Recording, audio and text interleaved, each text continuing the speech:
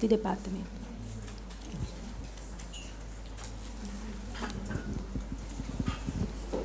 බොන්සිදේ අද අපිට ගන්න තියෙන මේ ෆයිනෑන්ස් බිල් එක යටතේ රීකන්සිඩර් කරන්න දාපු මේ ගැසට් එක දැන් අපි කවුරුත් දන්නවා මොකක් සම්බන්ධයෙන්ද මේ කතා කරන්න කියලා අර වාහන ආනයනය සම්බන්ධයෙන් එදා මුදල් අමාත්‍යාංශය අපිට කිව්වා වාහන 119ක් තියෙනවා රිලීස් කරන්න එතෙන්දී පැහැදිලි කිරීමක් කරාට ඒක හරියට පැහැදිලි වුණේ නැහැ. කවදාද මේ වාහන 119 LC ඕපන් කරේ? කවදාද මේවා ගොඩ බෑවේ? කවදාද මේ වාහන ගේන්න බෑ කියන තහනම ගැසට් එකක් මගෙන් නීතියක් බවට රෙගුලාසියක් බවට පත් කරේ කියන කාරණා.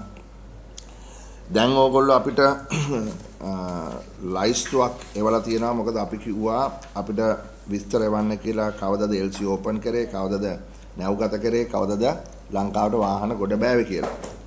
දැන් 119යි කියලා කිව්වට ඕගොල්ලෝ අපිට අද එවලා තියෙනවා ලිස්ට් එකක්. ඒකේ 263ක් තියෙනවා.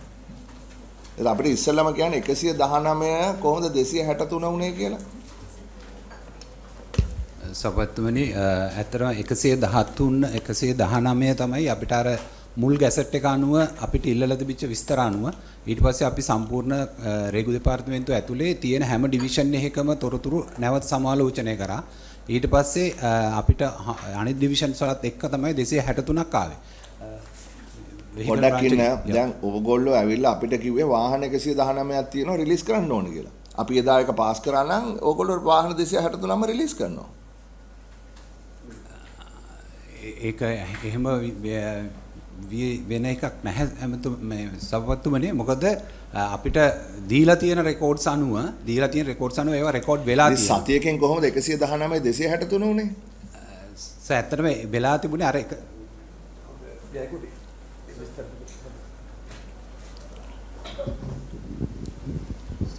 ඒක පොඩි අනවබෝධයක් මම හිතන්නේ සර් මුලින්ම ඉල්ලලා තිබුණේ 21.76 කියන ගැසට් එකේ තොරතුරු තමයි සර් එතන දීලා තිබුණේ. සහ එතන රිලීස් කරපු වාහනවල තොරතුරු තිබුණේ නැහැ සර්. ඔතන ඔය 263 කියන එකේ ඊට පස්සේ අපිට අමාත්‍යාංශයෙන් කියපු විදිහට 3.19න් පස්සේ විමර්ශනය කරපු සියලුම වාහනවල විස්තර තමයි සර් 263 කියන්නේ. මේක මට පේන්නේ හරීම ජංජාලයක් කරලා තියෙනවා. කිසි කෙනෙක්ට තේරෙන්නේ නැහැ මොකද්ද වෙන්නේ කියලා.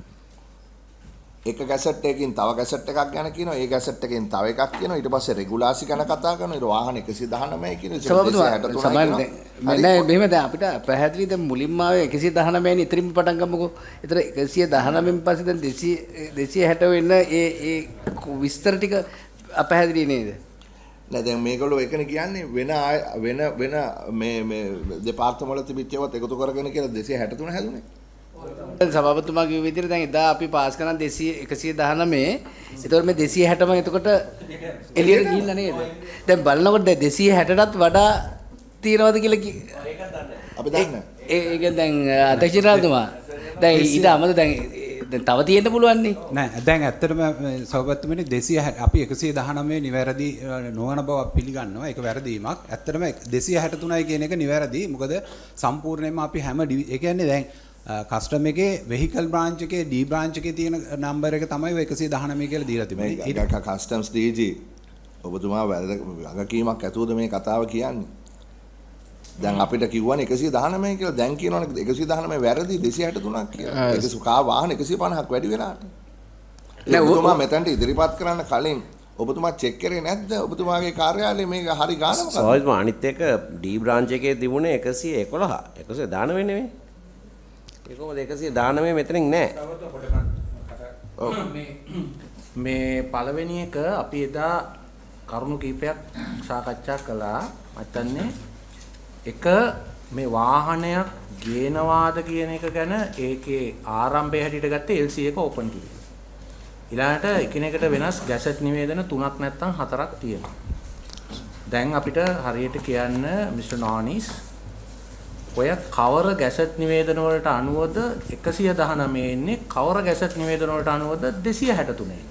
මොකද එකක් ඕගොල්ලෝ අපිට කිව්වා මාර්තු මාසේ 19 වෙනිදා ගැසට් එකක් තියෙනවා. මැයි මාසේ 22 තව ගැසට් එකක් තියෙනවා. ජූනි මාසේ තවත් ගැසට් එකක් තියෙනවා.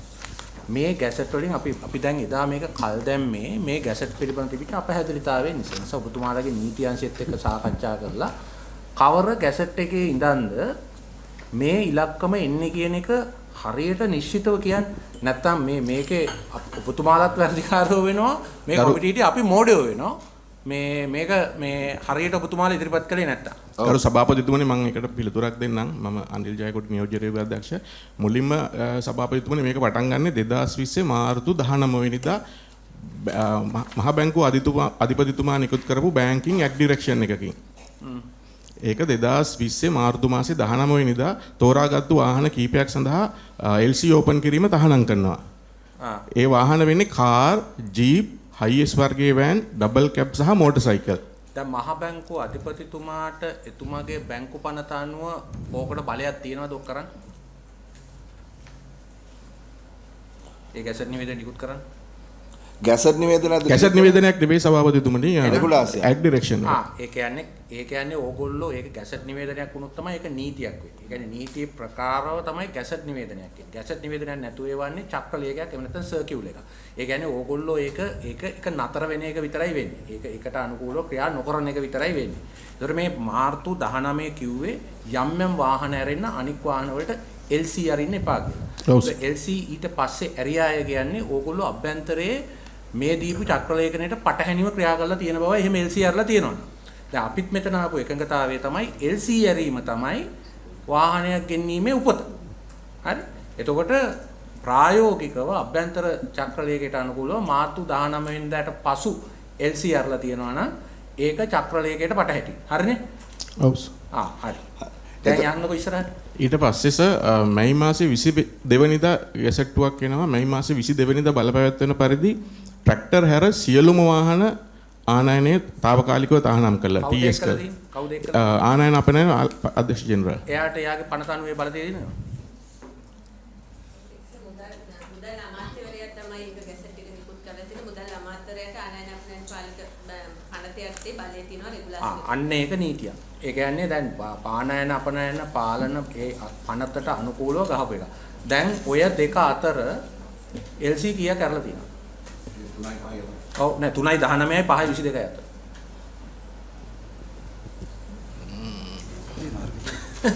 LC ප්‍රමාණය.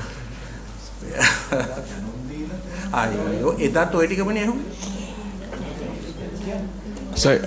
LC ඕපන් කරපු ප්‍රමාණය නම් බැංකුවෙන් තමයි සර් ගන්න වෙන්නේ. නීත්‍යානුකූලව LC ඕපන් කරපු වාහන නිදහස් කරලා තියෙනවා සර්. නීත්‍යානුකූලව ඕපන් කරපු නෑ මහත්තයා ඒක නෙමෙයි අහන්නේ. ඒක නෙමෙයි අහන්නේ. ඔය කලින් සතියේත් සාකච්ඡා කරානේ. ඔබතුමාලා මේකේ ඔබතුමාලගේ අභ්‍යන්තර ප්‍රශ්නයක් හින්දානේ ඔය මොකද්ද දඩ මුදල් ගෙවන්න බෑ කස්ටම් එකට කියලා මිසස් සෙනවිරත්න කියපු නිසානේ මේක මේ අදට අපි ගත්තේ.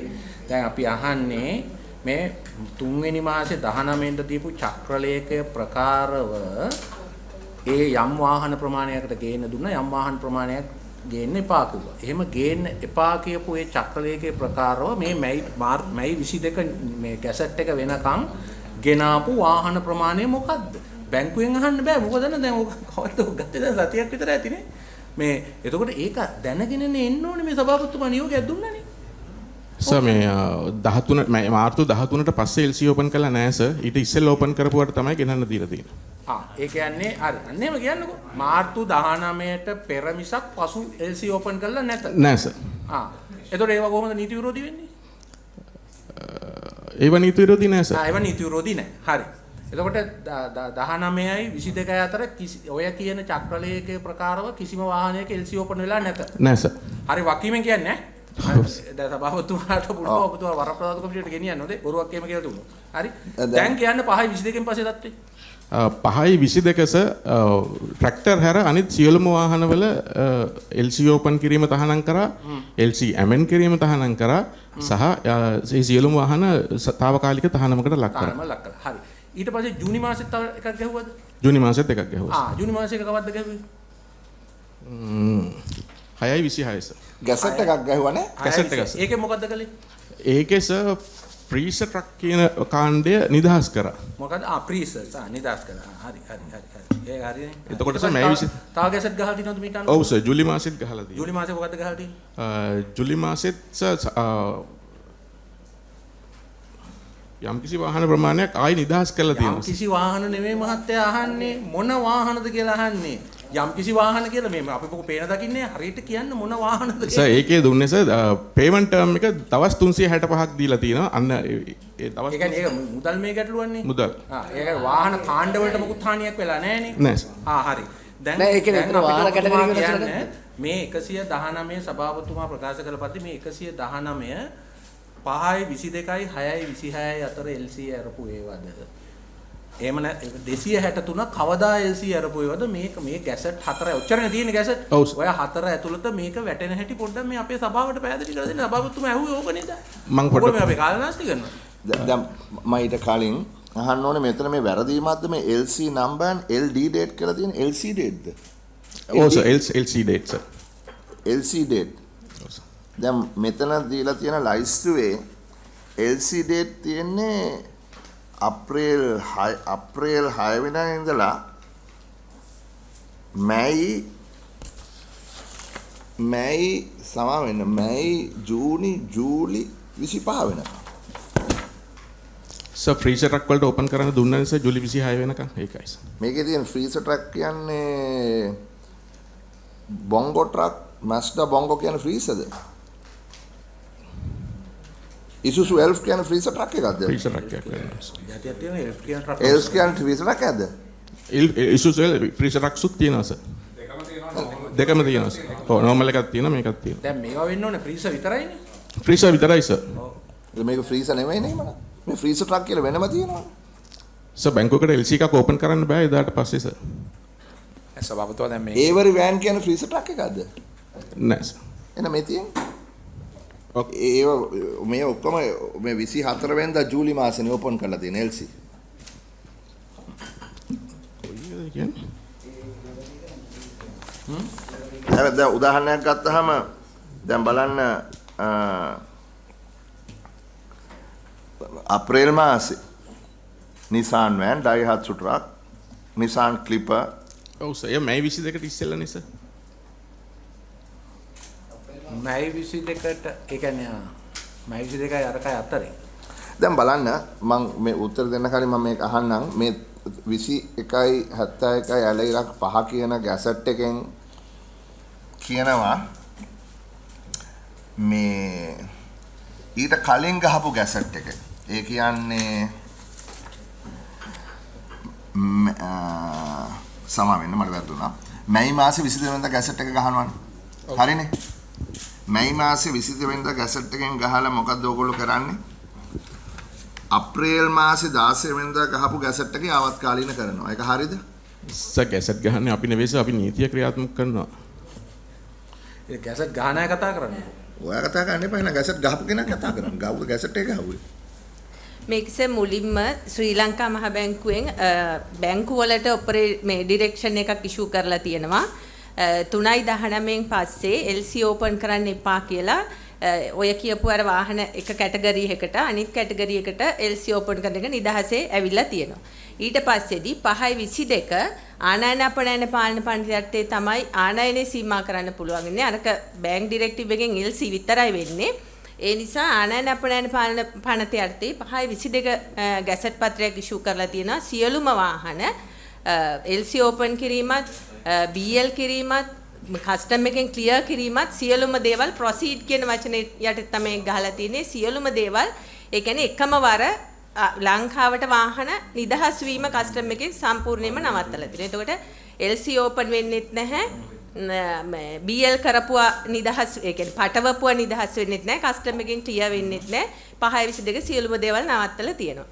ඊට පස්සේ වරින් වර ඔය කියන මේ ඇග්‍රිකල්චර් අවශ්‍යතාවයේ මත මේ ඔයගේ අවශ්‍යතාවයන් මත ඔය ට්‍රැක්ටර් කියන ඒවා ෆ්‍රීසර් ට්‍රක් කියන ඒවා වරින් වර නිදහස් කිරීම කරලා තියෙනවා. කොහොමද අවසානයේ ජූලි 10 වෙනිදා තමයි අවසාන ඔපරේටිං ඉන්ස්ට්‍රක්ෂන් එකක් ඉෂුව කරලා තියෙනවා. ඒ කියන්නේ අර ගැසට්ස් වලට අනුව ඒකෙදි කියලා තියෙනවා අර මුලින් බැංකුවෙන් මේ නවත්තපු නැති ඒවයි නවත්තපුවයි 5:22 නැවතුණයි ඔක්කොම දින 360ක ක්‍රෙඩිට් පීරියඩ් එකක් දෙනවා නම් ඒගොල්ලන්ට ඒ දින 360 ක්‍රෙඩිට් පීරියඩ් එකක් ගන්න පුළුවන් අයගේව විතරක් ජුනි 26 වෙනිදා වෙනකන් BL කරලා තියෙන ඒවා නිදහස් කරන්න කියලා තමයි අවසාන ඔපරේටිං ඉන්ස්ට්‍රක්ෂන් එක ඉෂු වෙලා තියෙන්නේ. ඔය ඒ ඔපරේටිං ඉන්ස්ට්‍රක්ෂන්ස් ඉෂු කරලා තියෙන මේ ගැසට් එකට ප්‍රකාරව. ඔව් ගැසට් එක ප්‍රකාර. හරි. එතකොට 360ක ක්‍රෙඩිට් ලිමිට් එකක් ගන්න බැරි නම් ඒ කට්ටියට වාහන නිදහස් කර ගන්න බෑ. පුළුවන් කට්ටියගේ වාහන එදා නිදහස් කරා. එතකොට දැන් මේ මැයි 20 වෙනිදා 22 වෙනිදා ගැසට් එකෙන් කියන්නේ අර අප්‍රේල් මාසේ ගැසට් එකෙන් මේ වාහන ගේම තහනම් කරලා තිබ්බා ජූලි 15 වෙනිදා වෙනකම්. හරිනේ? බලන්නකෝ අප්‍රේල් මාසේ 16 වෙනිදා ගැසට් එක. දැන් මැයි මාසේ 22 වෙනිදා ගැසට් එකෙන් කියන්නේ අප්‍රේල් මාසේ 16 වෙනිදා ගහපු ගැසට් එක යාවත් කාලීන කරනවා. හරිනේ? ඒකයි මේ කියන්නේ. එතකොට යාවත් කාලීන කරලා ඒ ගැසට් එකේ තිබිච්ච දිනය මැයි 21 වෙනිදා වෙනකම් බලපවත්වනවා කියන එක තමයි කියන්නේ. එහෙමනම් කලින් එකේ මොකද්ද තිබුණේ? කලින් එකේ තිබුණේ මේ තහනම් කිරීම ජූලි 15 වෙනිදා වෙනකම්. අප්‍රේල් 16 ඉඳලා ජූලි 15 වෙනිදාකම් තහනම් කරලා තිබුණා. අප්‍රේල් මාසේ ගැසට් එකෙන්. ඊට පස්සේ මැයි මාසේ ගැසට් එකෙන් ඒ ජූලි 15 වෙනිදා වෙන යාවත් කාලීන කරලා මැයි 21 වෙනකම් අඩු කරා. එතකොට ඒ නිසා තමයි 22 වෙනිදායින් පස්සේ මේවා LC ඕපන් කරන්න බැරි. හරි. එතකොට ඒ 22 වෙනිදාට කලින් LC ඕපන් කරලා තියෙනවා නම් නීති අනුකූලව ගැටලුවක් නැහැ. හරිනේ? හැබැයි 22 වෙනිදායින් පස්සේ ජූලි මාසේ වෙනකන් ගැසට් දෙකක් ගැහුවා යම් වාහන ඒකෙන් අයින් කළා. ඒතර ඒ වයිත් ගැටලුවක් නැහැ. හරිනේ? එතකොට අපි ඔක්කොම එක පිටේනේ ඉන්නේ. එහෙමනම් මේ ලයිස්තුවේ තියෙන වාහන ප්‍රමාණය 200 ගාන ගරු මන්ත්‍රීතුමාන්ලා මේ කියන විදිහට නීති අනුකූල වෙන්නේ නැති වෙන්නේ නැහැ. නීති අනුකූල වෙන්නේ නැති වෙන්නේ නැහැ. ඔය කියන කතාවට ප්‍රකාරව.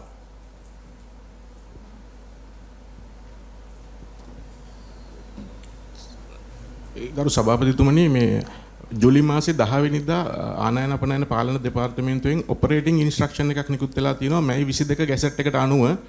ඒකෙන් රේගුවට කියලා තියෙන්නේ ජුනි 26ට හෝ ඊට පෙර නැවකට පටවපු වාහන සහ මැයි 22ට ඉස්සෙල්ලා LC ඕපන් කරපු වාහන නිදහස් කරන්න කියලා විතරයි. නෑ මෙහෙමනේ දැන් රෙගුලාසියක් සහ ඔපරේටිං ඉන්ස්ට්‍රක්ෂන් එකක් අතර වෙනසක් තියෙනවානේ. එතකොට ඔපරේටිං ඉන්ස්ට්‍රක්ෂන් එකක් තියෙන්න පුළුවන් ගැසට් එකකට අනුව. ඊට මේ ගැසට් එකේ මැයි 22 කියලා තියෙනවා නම් ඔපරේටිං ඉන්ස්ට්‍රක්ෂන් එකක් කොහොමද දෙන්නේ? ඒක ජූලි 26ට දික් කරලා. නෑ ජූලි 26ට නෙවෙයි නේද? නෑ දැන් මෙයා කිව්වේ ජූලි 26 කියලා කිව්වේ. ජූලි 10 සර් ජූලි 10 ඔපරේටිං ඉන්ස්ට්‍රක්ෂන් එකක් ඉෂු කරලා තියෙනවා සර් ජුනි 26 හෝ ඊට ඉස්සෙල්ලා පටවපුවා රිලීස් කරන්න කියලා. ඒ කියන්නේ මේ ඔබතුමාලට ඔපරේටිං ඉන්ස්ට්‍රක්ෂන් එක තියෙන්නේ ජුනි 26ට පෙර නැවට පටවපුවා. ඔව් සර්. ඒ වගේම මැයි 22ට පෙර LC එක. ඔව් සර්. කන්ඩිෂන් දෙකක් තියෙනවා. ඒව ඔයගොල්ලෝ රිලීස් කරා. ඊට ඉස්සෙල්ලා රිලීස් කරා සර් මේ නැවතිලා. හරියට කියන්නේ මේ මැයි 22ට පෙර LC ඇර හා ජුනි 26 හෝ පටවන ලද ජුනි 26 හෝ ඊට පෙර නැවට පටවන ලද හා කියලා දෙකක් තියෙනවා මහත්තයා. හරිද? හෝ හා කියන්නේ දෙකක්. මේ LC අරින්න ඕන 22ට පෙර. මැයි 22ට පෙර. ඒ එක්කම ෆුල්ෆිල් වෙන්න ඕනේ 26ට පෙර නැවට පටවන්න. ඔව් සර්. ඒ දෙක එකට යන්නේ. හෝ හා දෙකක් නැහැ. ඒක ඒක හා විතරයි. හා වෙන්න ඕන. හරි? හා. ඒ දෙක එකට යන්නේ. හරි? ඒතර අන්න ඒවා ඕගොල්ලෝ නිදහස් කළා. ඔව් සර්. එසේ නෝනේමද මේ රඳවාගෙන තියෙන්නේ? ඔව් සර්. අන්න එහෙම කියන්නකෝ. හරි. I think it is clear. I think it is clear. එතකොට පාර්ලිමේන්තු මන්ත්‍රීතුමාගේ ප්‍රශ්නෙට පිළිතුර ලැබුණාද? මාර්තු 13 වෙනිදා ඉඳලා ජූනි 22 වෙනකන් මේ අහපු ප්‍රශ්නෙට පිළිතුරු දුන්නාද? ඒවා නිදහස් කළා නේද? ඒක නිදහස් කළා. ඒක ගැටලුවක් නැහැ. ඔව් ඒවා නිදහස් කළා. හරි. මේක මෙච්චර මේ දුරදිග යන්න තිබුණ කාරණාවක් නෙමෙයි. මේක හරියට කලින් පැහැදිලි කරා නම් අනිත් එක මේවා සාමාන්‍යයෙන් ගැසට් එකක් ගහනකොට මේක මෙච්චරම කොම්ප්ලිකේට් කරන්න ඕනේද? Make a if when a law is simple, it is easy to abide by the law. When a law is complex, there are so many loopholes that people can use to wiggle through the law. And lawyers can earn a lot of money. Right. Okay. This matter ends there. Thank you for your cooperation. නෑ දැන් අහන්න අර මොකද්ද මේගොල්ලෝ ප්‍රතිපත්තිය? ඔව් ඒක මේ ප්‍රශ්නේ. ප්‍රතිපත්ති මේ ගැසට් එකේ ප්‍රශ්නේ හරි. ගැසට් එකේ ප්‍රශ්නේ මෙතන ගියාට අපිට අවස්ථාවක් නැහැ තව පොඩි ප්‍රශ්නයක් අහන්නද? ඔව් අහන්න. සියලුම වාහන එදා අපේ මේ රගවන් ඇමතුමා කෝ මේ වාහන 600 ගාණක් තියෙනවා කියලා ඒක ඇත්තද? ඒක රඳවා තබාගෙන තියෙන රේගෝ විසින් වරායේ රඳවා තබාගෙන තියෙන විවිධ ප්‍රශ්න මත රඳවාගෙන මේ 263 විතර නෙවෙයි. තව වාහන කොච්චර තියෙනවද? සීස් කරපු වාහන මොන හරි විකුණන්න තියෙන ඒවා තියෙනවද ඇත්තටම? මොකද මේට ඉස්සෙල්ලා මේ particular ගැසට් එකට විතරයිනේ අපි නෑ මේ particular ගැසට් එක ගැන නේ මිස්ටර් නොනිස් අහන්නේ. අමතරව නෑ මේකත් එසේ නොවන මේ 263 මේ අර මිදුවඳුරන්ගේ අඹ ප්‍රශ්නේ වගේ තමයි. මේව 80 නොවන තවත් වාහන තිබේද? තියෙනවා. ආනේ ගාන කීයද? ඒ ගාන සම්පූර්ණ ගාන අපි දෙන්නම්. මොකද තාමත් ඒකේ සමහර රෙකෝඩ්ස් අර ඉස්සෙල්ලා මම හිතන කෝප් එකේදීත් අපි කතා කරා සමහර ඒවල ෆයිල් තියෙනවා. ෆයිල් නැහැ වාහන තියෙනවා. ඉතින් එහෙනම් මේ දවස්වල අපි මේ සම්පූර්ණ ස්ටඩි කරගෙන යනවා කොච්චරක් තියෙනවද කියලා. මොකද ඩේටා තිබුණේ නැහැ සර්. දැන් තමයි අපි හැම ඩිවිෂන් එකකම තියෙන තොරතුරු එකතු කරගෙන කරුණාකර මේ සභාපතිතුමාට මේ සභාවට වාර්තාවක් දෙන්න මේ සභාපතිතුමා මොනවද මේ වාහන මොකද මේ පොඩි වැදගත් කාරණා දැන් ඔබතුමා අවසර මත දැන් කස්ටම් එකේ අධ්‍යක්ෂ ජෙනරාල්තුමා මම හිතන්නේ කිව්වද මෙතන ඩේටා නැහැ කියලා. ඒතර දැන් මේ වෙලාවේ දැන් අපි බොහොම සරල ප්‍රශ්නයක් ඇහුවේ. ඒ කියන්නේ ඔබතුමාලා අපහසුතාවටපත් කරලා නෙමෙයි. දැන් රියල් ටයිම් අපි දැනගන්න එපා ඇත්තටම කස්ටම් එක වගේ දැනක දැනට කොච්චර වාහන ඒ කැට කාණ්ඩවල තව වාහනවල ධාරිත එන්ජින් ධාරිතාව අනුව මොන වගේ වාහන නීති විරෝධීව මේ රටට ගෙනල්ලා තියෙන ප්‍රමාණය ගැන. මොකද ඒක ගැන එක දැන් මොකද අපි දන්නේ නැහැ මොකද විවිධ පත්තරවල විවිධ ගොසිප් වල එක කතා යනවා මෙහෙම එක ජාවාරම් වෙනවා කියලා. ඒක නිසා දැන් අපිට ඒක සාමාන්‍ය වාහනයක් වගේ එකක් 17 එකක් වගේ එකක් නෙවෙයි නිසා මම නිකන් දැනගන්න කැමති එහෙම දැනට ඉන්වෙස්ටිගේෂන් එකක් කරලා තොරතුරු හොයනවා කියන එක කස්ටම් එකේ එච්චර සාධාරණ Oracle database එකක් තියෙන්නේ. නෑ ඒක තමයි මම මේ ඔබතුමාගේ ඔබතුමා අපහසුතාවටපත් කරන කියනෝ නෙමෙයි. මම අහන්නේ දැන් මේ මොහොත වෙන විට ඒ එක 1000 කාණ්ඩවල වාහන කොච්චර ගෙනලා තියෙනවද? දල වශයෙන් කොච්චර වටිනාකමක් තියෙන බිලියන කීයක් විතර වටිනාකමක් තියෙන වාහන තියෙනවද කියලා. මේ හුඟක් වාහන තියෙන්නේ අර ඔය මේ 2020ට ඉස්සෙල්ලා ගෙනල්ලා තියෙන වාහනවල ඒවා තමයි ගොඩක් තියෙන්නේ. ඒක තමයි අපි අහන්නේ. ඒ සේරම ඒක තමයි ඒ දැනට මට මේ වෙලාවේ දෙන්න බෑ. මම ඒක වார்த்தාවක් විදිහට සියලුම වාහනවල සම්පූර්ණ වார்த்தාවක් මම ඉදිරිපත් කරනවා. මේ මම තව මේක අපි මේක මේ ප්‍රූව් කරන්න සමාවෙන කරු. කමන්න.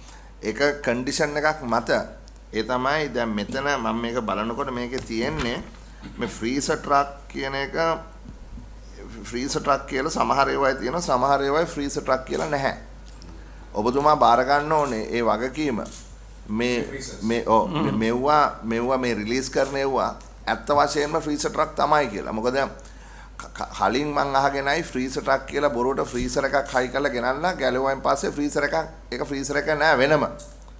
ෆ්‍රීසර් එක වෙනම විකුණනවා ට්‍රක් එක වෙනම විකුණනවා. ඉතින් ෆ්‍රීසර් ට්‍රක් කියන ඒවා ඕගොල්ලෝන්ගේ මොකක් හරි නිර්ණායකයක් ඇතිනේ මේවා තමයි ෆ්‍රීසර් ට්‍රක් කියලා. ඒතකොට මේ රිලීස් කරන්න හදන්නේ බොරුවට ෆ්‍රීසර් එකක් හයි කරගෙන ආපු ට්‍රක් නෙවෙයි කියන අන්ඩර්ටේකින් එක ඔබ දෙනවද?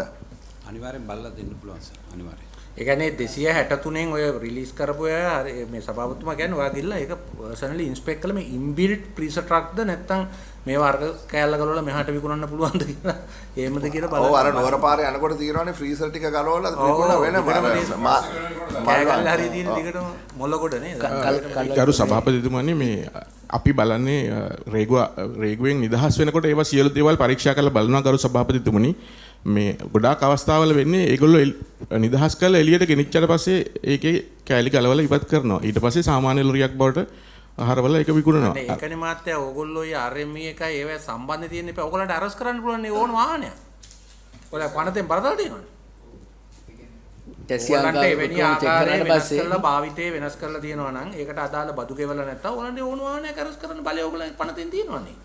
දැනට හැබැයි එහෙම ඕගොල්ලන්ට කියන්න බෑ මේ වරායෙන් එළියට ගියාට හැටි අපේ වගකීමක් නැහැ කියලා. දැන් මේ වරායෙන් රිලීස් කළේ RME එකට යවනවාද මේ ප්‍රීසර් ට්‍රක්ස් කැටගරි එක ඔක්කොම? ඔව් සර්. වෙලා තියෙන RME එක සෙට් වෙලානේ කරන්නේ. අපි RMB එකට ඒ සියලු දේවල් දැනුම් දෙනවා සර්. RME එකේ නෑ එහෙම නෙමෙයි. දැන් ඔබතුමාලට යම්කිසි පැමිණිල්ලක් ආවොත් කස්ටම් එකට අර පාරායිනේ ගොඩ ගහලා තියෙනවනේ. මේ සභාපතිතුමා කියලා තියෙන ඔය කෑගල්ල දිහා දිගටම ගොඩ ගහලා තියෙන වරකපොළ පැත්තේ. ඒ මෙන්න මේවා මේ කෑලි වලට වෙන් කරලා ගන්නවා ප්‍රීසර් මොඩේ දාලා තමයි ගෙනාවේ. දැන් ට්‍රක් එක වෙනමයි ප්‍රීසර් එක වෙනමයි විකුණනවා කියලා.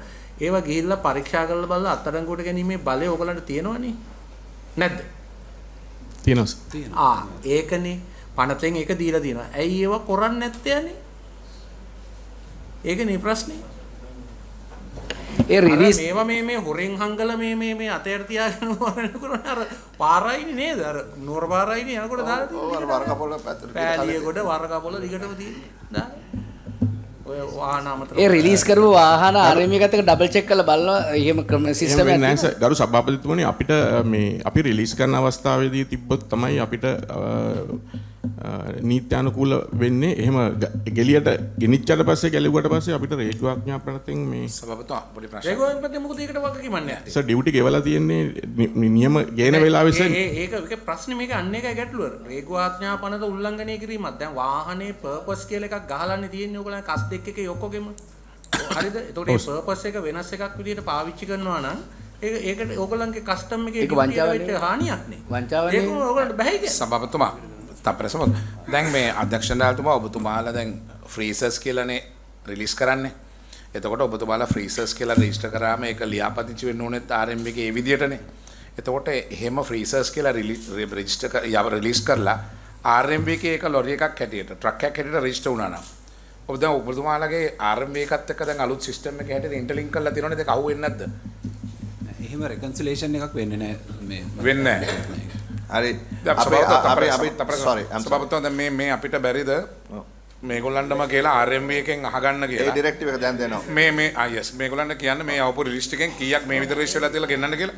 ඒතර අපිට අපිට අපි ඩිරෙක්ටිව් එකක් දෙනවා. මේ රිලීස් කරපු ඔක්කොම වාහන රිලීස් කරේ මොන කැටගරි එකක යටතේද? එව්වා රෙජිස්ටර් කරලා තියෙන්නේ මොන කැටගරි එකක යටතේද? ඒවයි ඩිස්ක්‍රිපන්සි එකක් තියෙනවා නම් එකින් එක අපිට එක්සෙල් ෂීට් එකක් අවශ්‍යයි. හරි එතකොට මේ රිලීස් කරන වාහන රෙජිස්ටර් විය යුත්තේ ඒ කැටගරි එකේ යටතේ. එතකොට ඩිරෙක්ටිව්ස් දෙකක් තියෙනවා. මීට කලින් රිලීස් කරපු ඒවා RMB එකේ රෙජිස්ටර් වෙලා තියෙන්නේ කොහොමද? සහ මේ රිලීස් කරන ඒවා ඇත්ත වශයෙන්ම මේ හොරට ෆ්‍රීසර් හයි කරලා ගෙන ආපුවා නෙමෙයි. මේ ඇත්ත වශයෙන්ම ෆ්‍රීසර් ට්‍රක් කියන එක පිළිබඳව අන්ඩර්ටේකින් එකක් දෙන්න ඕන. හරි ඊට පස්සේ ඒක දැන් මේක රිලීස් කරායින් පස්සේ රෙජිස්ටර් කරන්න වෙනවනේ. ඒ ෆ්‍රී මාස් කීයක් යනවා කැටගරි එකක් යටතේ රෙජිස්ටර් වෙන්නේ මොකක් හරි ඒ කියන්නේ අර අංක තියෙනනේ මේ මොනවද ඒ ෆ්‍රීසර් ට්‍රක් කියලා වෙනම රෙජිස්ට්‍රේෂන් මේ කැටගරි එකක් තියෙනවද? ලොරි වල RMB එහෙම දන්නේ නැහැ නේ. RMB එකෙන් කරන්නේ. ඒක ඒගොල්ලෝ බලාගත්තා නේද අපිට? ආය බලන්න රිපෝට් එක ලයින් එකට යන්නේ. ඕන ඒක වෙහෙම වෙන්න ඕනේ. නෑ අර LW මේ ඇම්බියුලන්ස් වගේ ඒ වගේ නෑ මෙතන මේකනේ අපිට මේක ඇලිගේෂන් එක තමයි ෆ්‍රීසර් ට්‍රක් කියලා ගේන්න ඕගොල්ලෝ ඉඩ දුන්නාම පොඩි ෆ්‍රීසර් එකක් ඕකේ මේ කියුබික් 3ක විතර ෆ්‍රීසර් එකක් හයි කරලා ගේනවා. ඊට පස්සේ ඒක ෆ්‍රීසර් ට්‍රක් කියනවා. හැබැයි ෆ්‍රීසර් ට්‍රක් එකක් නෙමෙයි. ඒක කරන්නේ කොලේ වහලා ෆ්‍රීසර් ට්‍රක් එකක් හැටියට පාස් කර ගන්නවා. දැන් මොකද මම ඇහුවා ඉසුසු එල්ෆ් කියන්නේ ෆ්‍රීසර් ට්‍රක් එකක්ද කියලා. ඔබ කිව්වා ඔව් කියලා. දැන් මේ ගරු සභාපතිතුමා ෆ්‍රීසර් ට්‍රක් එකක් කිව්වහම ෆ්‍රීසර් එක විතරක් හයි කරලා මදිනේ. ඒකේ ඒකේ තියෙන ඒ මේ කූල් එක රඳා පවතින බොඩියක් වෙන්න ඕනේ. ඒකට මෙතුමන්ලට චෙක් කරන්න පුළුවන් ඒ පහසුකම් ඒ ට්‍රක් එකේ තියනවද කියලා. ඔව් මොකද අපිට ඇත්ත වශයෙන්ම ෆ්‍රීසර් ට්‍රක් නවත්තන්න ඕන කමක් නැහැ. හැබැයි කවුරු හරි මේක මේ ග්‍රාසිය ඔව් මේක කොලේ වහලා කරනවා නම් ඒක මේ නීතිය කඩකිරීමක් වෙනවනේ. So we are going to give you those two directives. But on the second directive, how long do you think it will take for a vehicle after being released by the customs to be registered? ඒක නීතියක් තියෙනවද? නෑ. කවදාද අපි දිනයක් දෙන්නේ? අපි දැන් දෙනවා ශිෂ්‍යන සභාවකට දැන් ඉතින් අවුරුදු දෙකක්. නෑ මේක තාම මෙතනනේ තියෙන්නේ. දැන් මේව රිලීස් කරන්න මේ ඉල්ලන්නේ. I want you to stay off for that one matter, please. Make a release කරන්නනේ හදන්නේ. Release කරලා කොච්චර කාලයක් why don't you advise us how long you need for you to do that?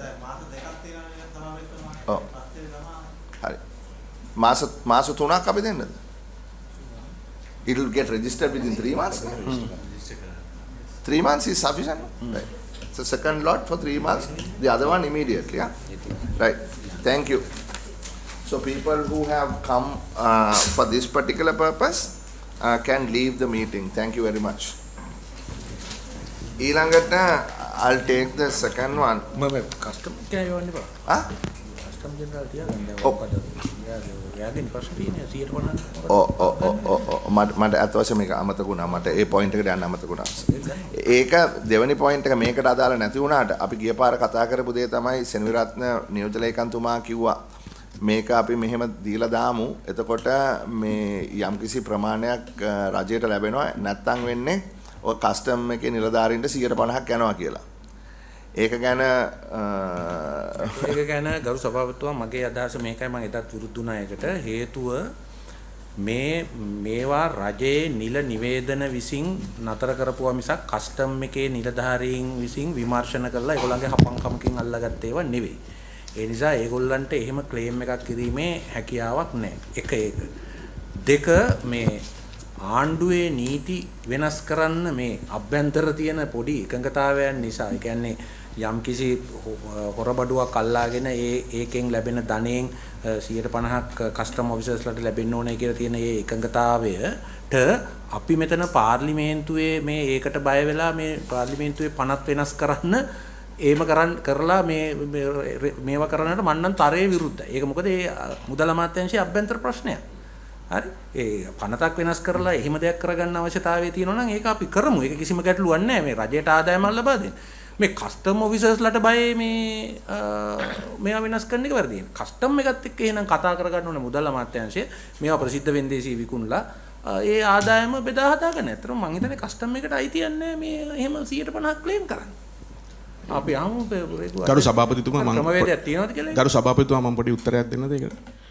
දැන් ඇත්තටම සභාපතිතුමා මේ සභාපතිතුමනේ මේවා නීත්‍යානුකූලව ණයවර ලිපි විවෘත කරලා අදාළ දිනවල නැවට පටවපු වාහන ඩිරෙක්ටිව් එකක් හින්දා තමයි සර් මේවා දැන් නැවතිලා තියෙන්නේ.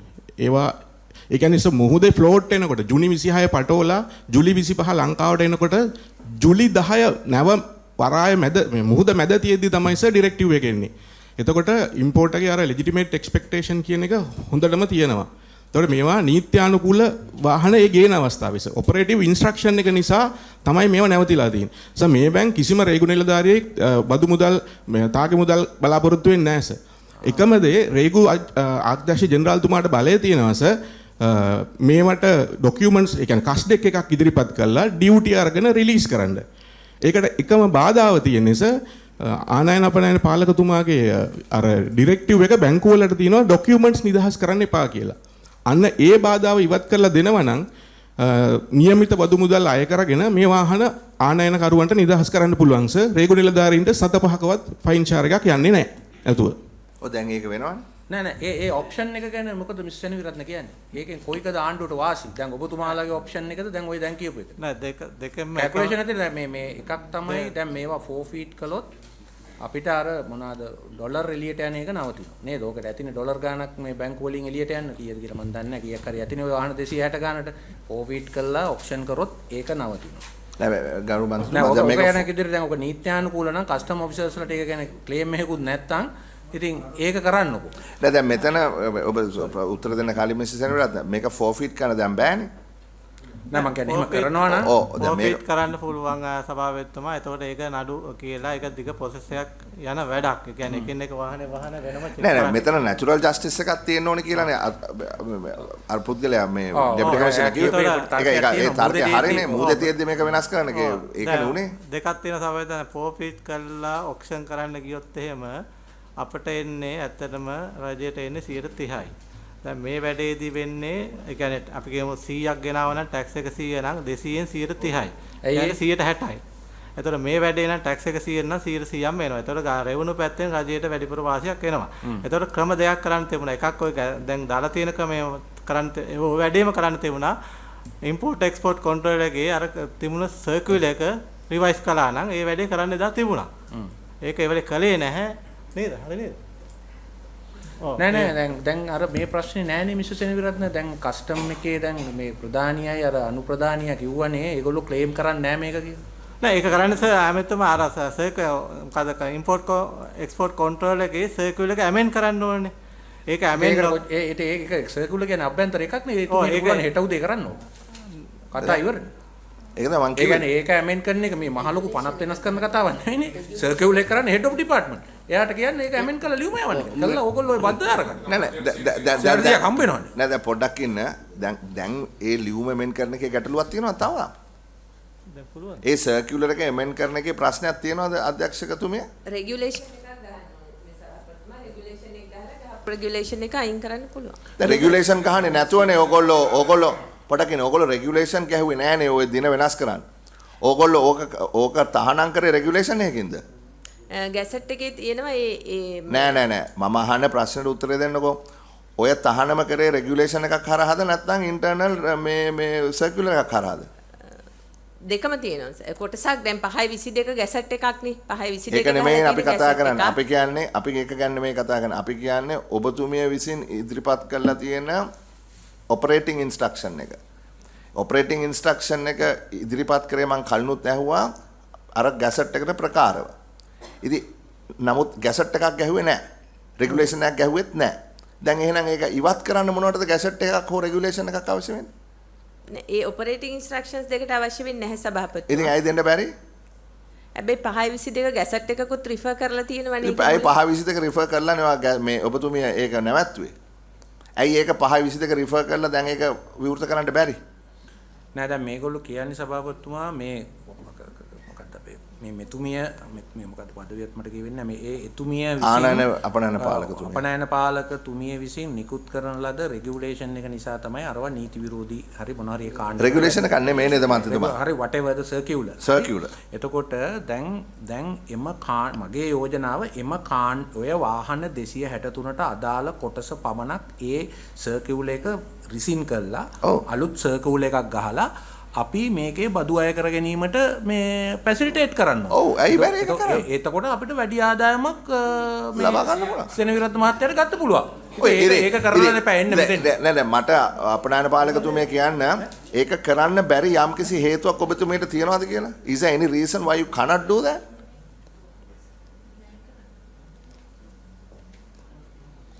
සභාපතිතුමා දැන් මේක අර මේ රේගු අධ්‍යක්ෂ ජනරාල් සහකාර කිව්වේ විදිහට නැවට පැටවුවට පස්සේ මොහොත මැද්දේ වගේ කාලයකදී මේක මේ දීලා දෙන. ඒතකොට ඒ අතින් නීති මේක බැලුත් මිනිස්සු මේ කඩුවට කොස්සට දීලා නෙවෙයි මේ ණය වෙලා බැංකුවට ණය වෙලා. හරිද? අපි ඒකේ ප්‍රශ්න නැහැ. ඒක ඉවරයිනේ. අපි කියන්නේ ඒක මේක තියෙන්නේ මේකට මේ කොහොමද සලකන්නේ කියන්නේ. රිවර්ස් කරන්න පුළුවන්. සලකන්නේ කොහොමද? නේද? ඒක එතුමිය කරන්න එපා. පුළුවන් මේ සභාපතිතුමා ඒක ඔපරේටිං එවලෙත් ඔපරේටිං ඉන්ස්ට්‍රක්ෂන් එකකින් තමයි ඒක කරලා තියෙන්නේ. ඔපරේටිං ඉන්ස්ට්‍රක්ෂන් එක ගහලා තියෙන්නේ ඒ තියෙන ගැසට් එකේ තියෙන එක සෙක්ෂන් එකක් කෝඩ් කරලා මේ කියන කමිටුවක දුන්න නියමය මත ජනාධිපතිවරයා විසින් මුදල් අමාත්‍යාලයට ලබා දෙන ලද එකඟතාවය මත තියෙන කමිටුක ඩිරෙක්ටිව් එක අනුව තමයි ඒ ඔපරේටිං ඉන්ස්ට්‍රක්ෂන් එක ගහලා තියෙන්නේ. ඉතින් ඒක මත දැනුත් ඒ ඔපරේටිං ඉන්ස්ට්‍රක්ෂන් එක ගහන්න පුළුවන්. හැබැයි ඒ 2020 තත්ත්වයේ මත තමයි ඒ ඔපරේටිං ඉන්ස්ට්‍රක්ෂන් එක ගහලා තියෙන්නේ. ගහන්න පුළුවන්. හැබැයි රෙගියුලේෂන් එකකින් ගහනවන එක වඩාත් විධිමත් කියලා තමයි යෝජනා කරන්නේ. ඉතින් පොඩකින් හැබැයි ඕගොල්ලෝ පළවෙනි පාර රෙගියුලේෂන් එකක් ගැහුවේ නෑනේ තහනම් කරන්න. ඒ වෙලාවේදී ගහලා නෑ. හරි. එහෙමනම් මේ වෙලාවේ ගහන්නත් අවස්ථාවක් නෑ. හරියට ඒ ගැසට් එකට ප්‍රකාරව ඔබතුමිය රෙගියුලේෂන් මේ ඔපරේටිං ඉන්ස්ට්‍රක්ෂන් එකක් ගහන්න කියලා අපි ඩිරෙක්ටිව් එකක් දෙනවා. එතකොට ඔය ප්‍රශ්නේ ඉවරයි. එතකොට කස්ටම් එකට පොඩගෙන එතකොට කස්ටම් එකට අවශ්‍ය මුදල් ටික 100% ලබා ගන්න පුළුවන් නේ. ඒ කියන්නේ ආණ්ඩුවට පාඩුවක් වෙන්නේ නැහැ නේ. ආණ්ඩුවට ලාභයක් නෙවෙන්නේ. amount එක එකම දේ 10% surcharge එක නැති වෙන එක විතරයි නේ. නෑ දැන් මොකුත් අදින්න යන්න එපා. දැන් මෙහෙමයි. එකම දේ බලන් තියෙන මේ මෙතුමිය කියපු එකේ දැන් එතුමිය ඒ මොකද්ද මේක ගහලා තියෙන්නේ අර මොකක්ද ජනාධිපතිතුමාගේ මොකද්ද මූලිකත්වයේ යුතු කමිටුවක ගත් උපදේශනයක් මත කිව්වනේ. හරි. අන්න ඒක ඕවර්රයිට් කරන්න පුළුවන්ද කොප් F එකට කියලා. නෑ මෙහෙමයි. අපි ඩිරෙක්ටිව් එකක් දෙනවා. ගහන්න බැරි හේතුවක් තියෙනවා නම් අපිට කියන්න. ඔව්. ගහන්න බැරි හේතුවක් ගන්න. දැන් මොකද දැන් අපි දැන් මෙහෙමනේ අපි කල්පනා කරන්න ඕනේ දැන් ඕගොල්ලෝ ඔක්කොම රිලීස් කරලානේ තියෙන්නේ. දැන් වාහන ඇරුණාම අනිත් ඒවා ගේන්න රිලීස් කරලා තියෙන්නේ. එතකොට දැන් මෙතන වාහන ටික රිලීස් කරන්න මේ කැබිනට් එකෙන් අප්‍රූව් කරලා මෙතන මේ කමිටි එකෙන් ඒක අප්‍රූව් කරා. දැන් තියෙන්නේ ඊළඟට තියෙන්නේ රජයට උපරිම ආදායමක් ලබා ගන්න පුළුවන්ද මේ වැඩෙන්. එතකොට මේ ගැසට් එක ගහන්න ඕනේ හැම වාහනයකටම නෙවෙයි මේ වාහන වලට මේ ඔපරේටිං ඉන්ස්ට්‍රක්ටර් එක දෙන්න ඕනේ මේ වාහන 273 විතරයි. ඒකට විතරක් වෙන විදිහට ඕනේ අරක රිසින් කරන්න. සභාපතිතුමා පොඩි අදහසක් දක්වන්න ඒ සම්බන්ධයෙන් විශේෂයෙන් දැන් මට ඒ නඩු තීන්දුව මතක නැහැ. ඒ නඩු තීන්දුවකින් දීලා තියෙනවා ඔය වගේ තීරණයක් ගැනීමේදී ගැසට් එකකින් යම්කිසි දිනයක් බලපෑවෙනවා නම් ඒ දිනේ තමයි බලාත්මක දිනේ. හැබැයි ඒ සම්බන්ධයෙන් ඔපරේටින් ඉන්ස්ට්‍රක්ෂන් ඒ දින දෙන්න බෑ කියලා. මොකද ගැසට් එකෙන් ඒක පබ්ලිෂ් කරලා පාර්ලිමේන්තුව අනුමත කරලා ඒක තමයි නීති අනුකූල ලියකිවිල්ල. ඒකට විරුද්ධව ඔපරේෂන් ඉන්ස්ට්‍රක්ෂන් දීලා දින වෙනස් කරන්න දැන් මේක තමයි අපි මුලින්ම යවුවේ ඔයගොල්ලන්ට. නීත්‍යානුකූල ලියවිල්ල ගැසට් එක. ඔපරේටිං ඉන්ස්ට්‍රක්ෂන් සර්කියුලර් කියන්නේ දෙපාර්තමේන්තුව අභ්‍යන්තරයේ එන දෙපාර්තමේන්තු ප්‍රධානියාගේ නියෝග. ඒවා යම් මේකින් කොන්ට්‍රඩික්ට් කරනවා නම් පවතින නීතිය එහෙම නැත්නම් රෙගියුලේෂන් එක ඒ දෙපාර්තමේන්තු ප්‍රධානියා ඒකට වග කිව යුතුයි. එහෙමනම් ඕගොල්ලෝ මුලින්දම කරලා තියෙන වැරදි ක්‍රියාව. ඕගොල්ලෝ මුලින්දම වැරදි වැඩක් කරලා දැන් මෙතන ඇවිල්ලා අපිට කියන්න හදනවා මේ අපේ වැරද්දක් වාගේ. අපිද කරේ.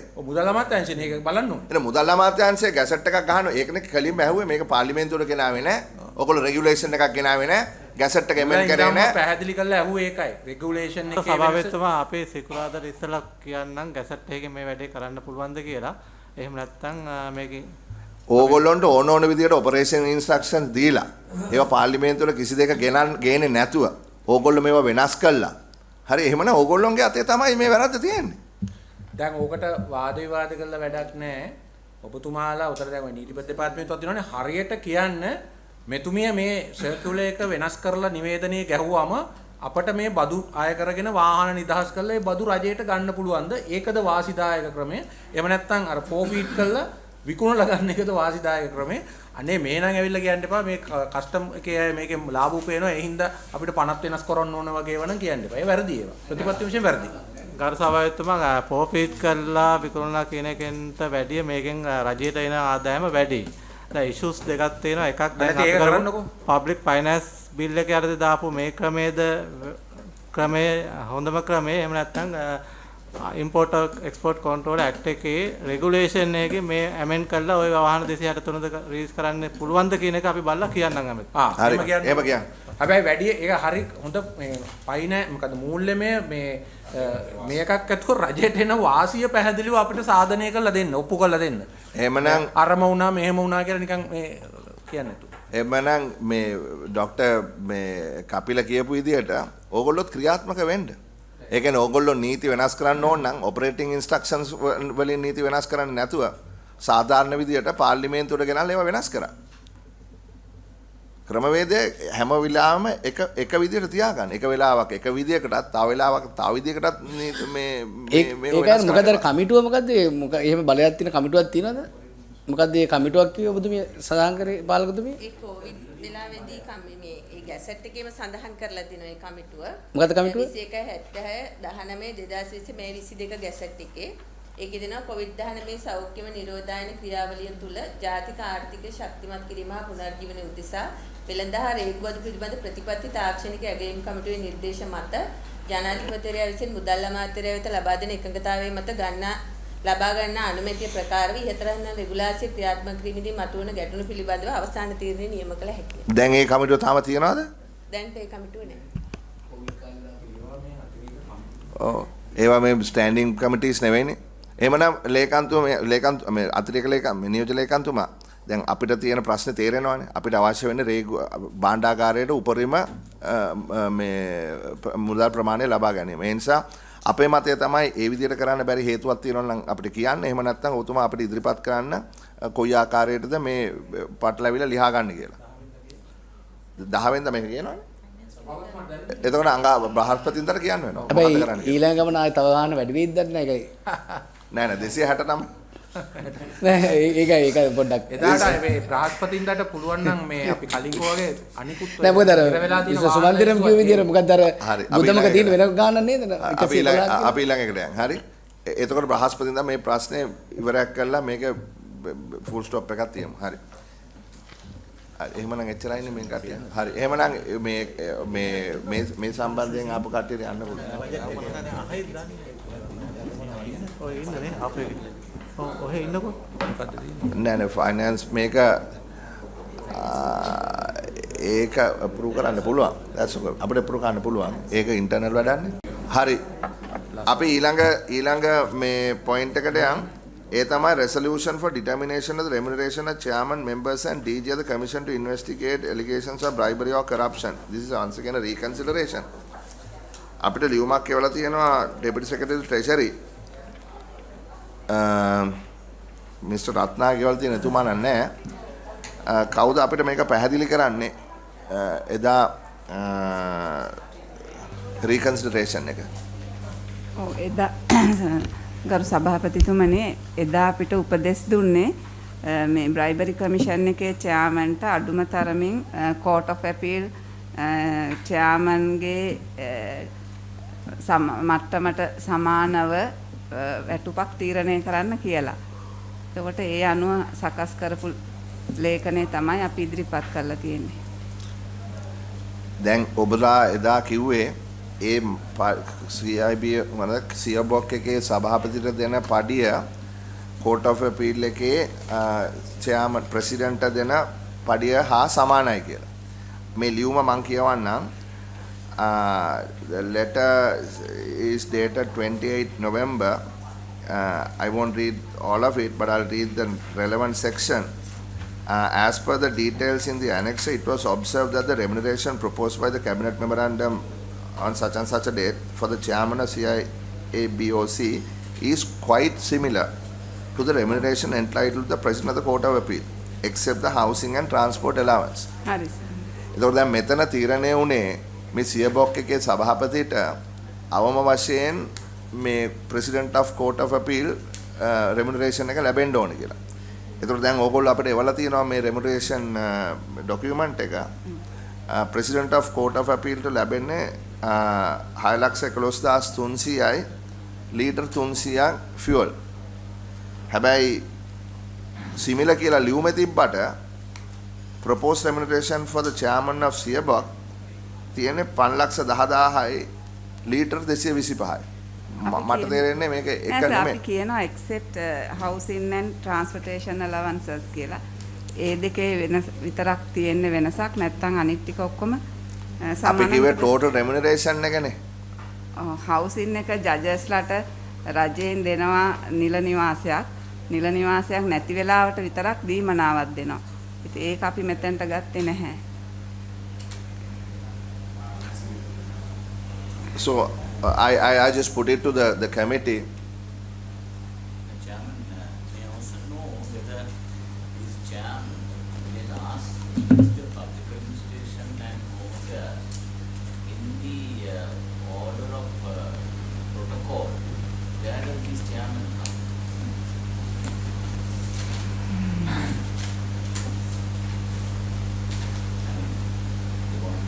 Oh.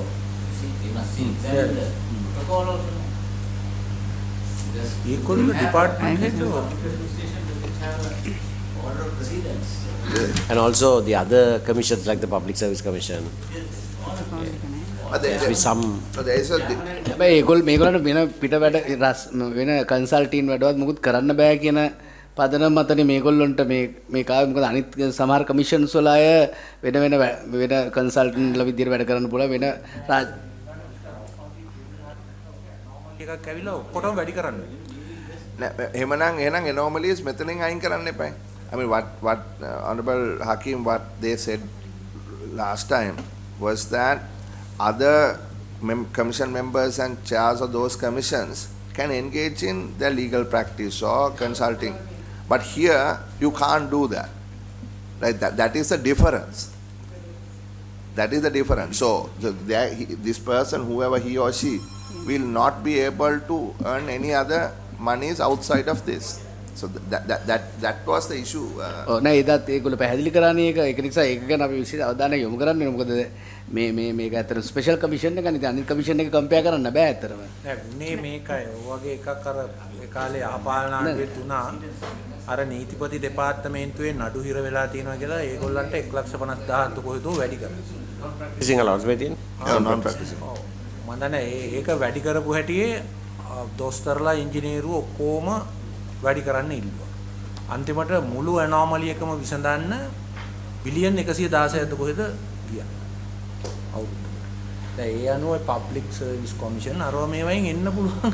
ඇයි අපි පහලින්ද ඉන්නේ කියලා මේ මිස්ටර් රව් ෆකින් කෝගේ ඒක මොකක් හරි දැන් ඒක හරි සදා ඒ උනාට දැන් වෙලා තියෙන්නේ ඒගොල්ලොන්ට වෙන ප්‍රයිවට් එන්ගේජ්මන්ට් වලට යන්න පුළුවන් නේ. නෑ නෑ ඒක තමයි දැන් මෙතන මේ ඒගොල්ලන් පැහැදිලි වෙන්න ඕනේ.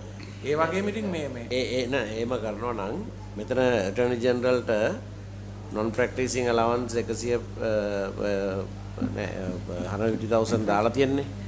ඒ වගේ වෙනම පෙන්නන්න ඕනේ. ඔව් ඒක තමයි. ඒ පෙන්නන්න ඕනේ. We must have a uniform yes, uniform structure. And then on account of the fact that they can't engage in anything else, so that others can't claim. Then there's no anomaly. Guys, the public commission guys, they can't claim it. That's a very valid point.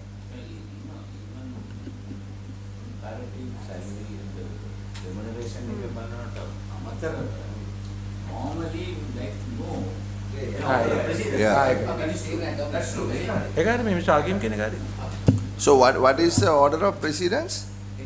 That public administration එක ඇතිනේ දැන් ඔය charges ලට වඩා යටින් ඉන්නේ මේ කමිෂන්ස් වල chairmanලා and membersලා. යටින් ඉන්නේ. secretary level එකේ වගේ තමයි. අමාත්‍යාංශ secretary level. ඔව්. president level එකේ. මෙතනින් පඩි තියෙන්නේ අමාත්‍යාංශ ලේකම්. අමාත්‍යාංශ ලේකම්වරුන්ගේ මීට වඩා අඩුයි SL4. ගොඩක් අඩුයි SL4. මීට වඩා ගොඩක් අඩුයි පඩිය. 98,000. අනිවාර්යයෙන්ම අපිත් මේ වගේ වැඩ ගොඩක් කරනවා. ඒක නේද විශ්වාස කරන්නේ. එහෙම කියන්නේ බෙසිනා නේද? And Attorney General අමාත්‍යාංශ trillion ගානක් best thing is to have a salary structure that is comparable to the other commissions, and on account of the special whatever we can grant something. Yes. Then there is no anomaly there. Yeah, that's true.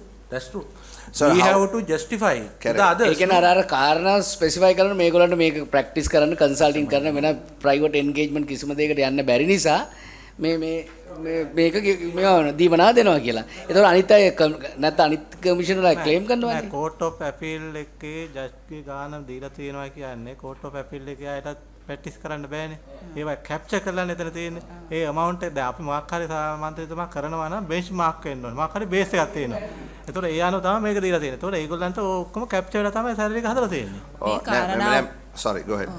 සභාපතිතුමා මේ කාරණා ඔක්කොම cabinet එකට ඉදිරිපත් කරපු සංදේශය ඉදිරිපත් කළා තියෙනවා. ඇයි මේගොල්ලන් විශේෂ කොට සලකලා තියෙන්නේ කියලා. මේගොල්ලන්ට ප්‍රයිවට් එකක්, කියන්නේ ප්‍රයිවට් ජොබ් එකක්වත් මුකුත් බිස්නස් එකක්වත් මුකුත්ම කරන්න බැරි ෆස්ට් ටයිම් තමයි මේකේ තියෙන්නේ. මේ ඇන්ටි කරප්ෂන් ඇක්ට් එකේ තියෙන්නේ. ඕනේ මම දන්නවා. චේම ප්‍රැක්ටිස් උත් කරන්න බැරිද නීතිඥයෝ? චේම ප්‍රැක්ටිස් උත් බැරිද? බෑ. මුකුත් බෑ. එතකොට මෙතනට අපිට ගන්න ඕනේ පුද්ගලයාගේ ස්ටැචර් එක ගැනත් හිතන්න ඕනේ. හරි මේක දූෂණය වංචාව තමයි මේ රටේ තියෙන ලොකුම ප්‍රශ්නය කියලා හැමෝම කියනවා.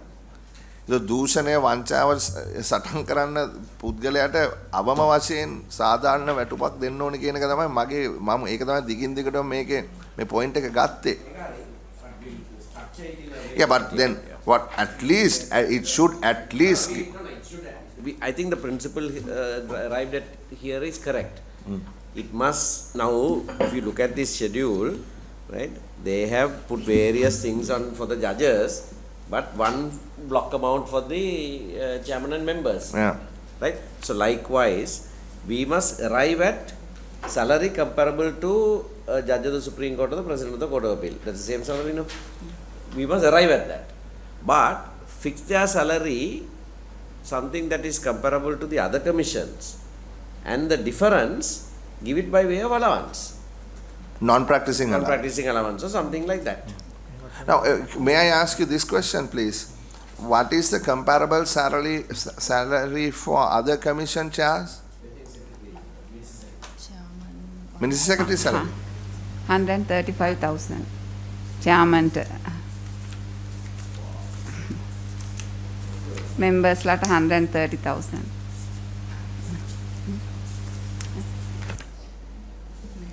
අල්ලස් කොමිසමේ විතරයි අනිත් අයගේ ඊටත් අඩුයි. ඇයි අල්ලස් කොමිසමේ මේ වැඩි අවධානයක් යොමු කරලා අනිත් අයට වැඩි වෙනද? අලුත් පනත but you to follow this pattern, you see, judges salary, Supreme Court judges 140,000, right?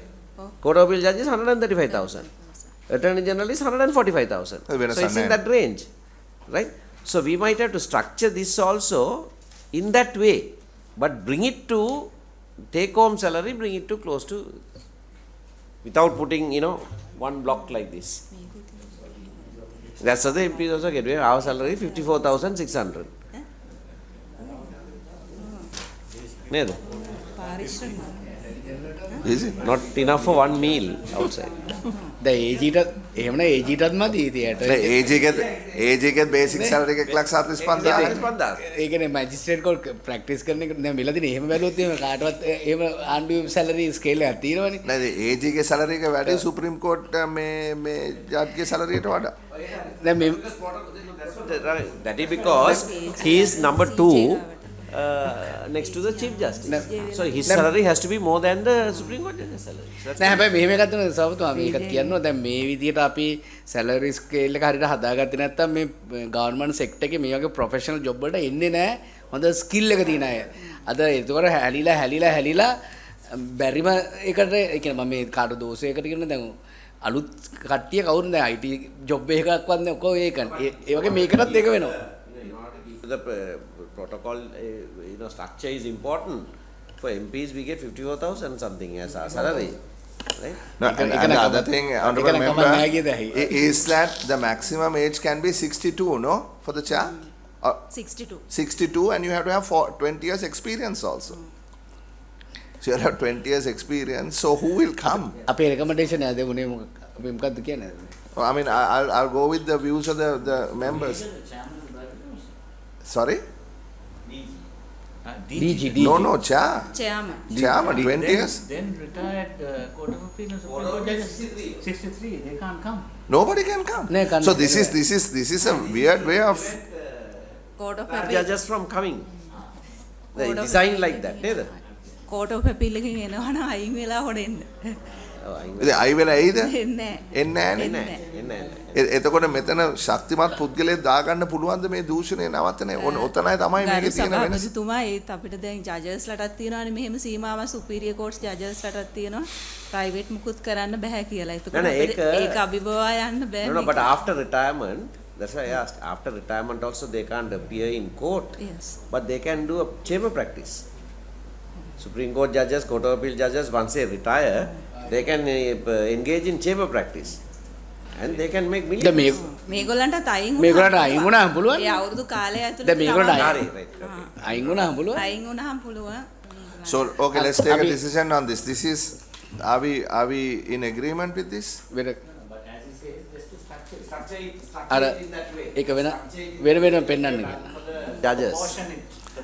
So basic salary එක do it comparative to the judges, right? Rather than put 1,500,000 like that.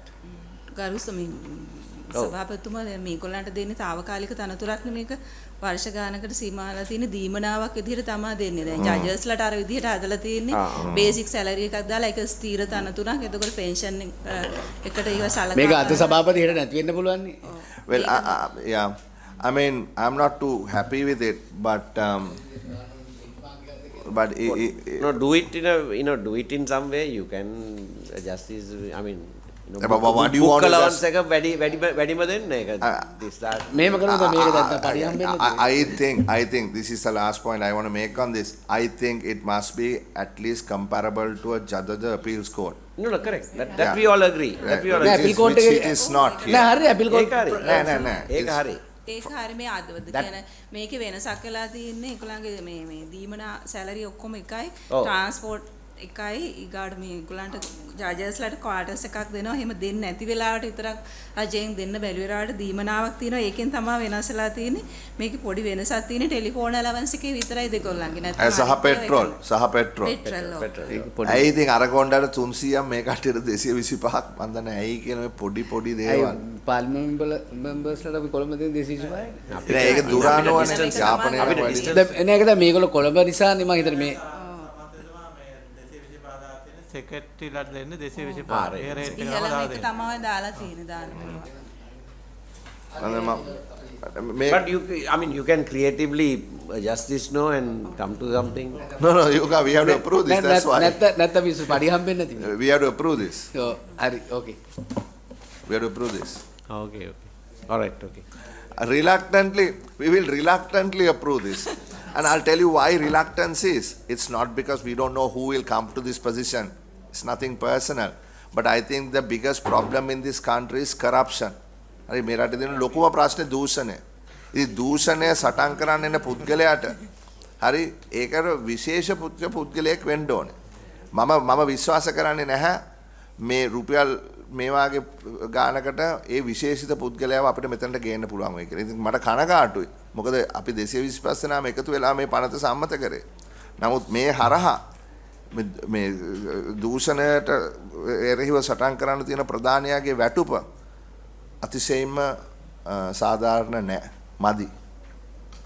මට මීට වඩා කරන්න දෙයක් නැහැ. හැබැයි අපි ඉදිරියේදී බලමු මේ සියබොක් එකේ වැඩ කටයුතු කොයි ආකාරයට වෙයිද? කොයි වගේ පුද්ගලයෝ මේකට ඇප්ලයි කරයිද? හැබැයි වැදගත් පුද්ගලයෝ ඇප්ලයි කරේ නැත්තම් එහෙමනම් අපි නැවත මේක සලකලා බලමු. හරි, that's it. Good day to all of you. Those who are joining our meeting now, would you please be kind enough to introduce yourselves for the record? I am D.S. Padmasiri, Chief Finance Officer, Ministry of Defence. Sorry? Minister of Defence. Sir, good afternoon, sir. I am Group Captain Saman Dasanayaka, Director Budget, Sri Lanka Air Force. Good afternoon, sir. I am Rear Admiral Chaminda Jayapala, Director General Budget and Finance, Sri Lanka Navy. Good afternoon, sir. I am Commodore Rohan Fernando, Director Budget, Sri Lanka Navy. Good morning. Please be seated. Mike then. Please be seated. Please be seated.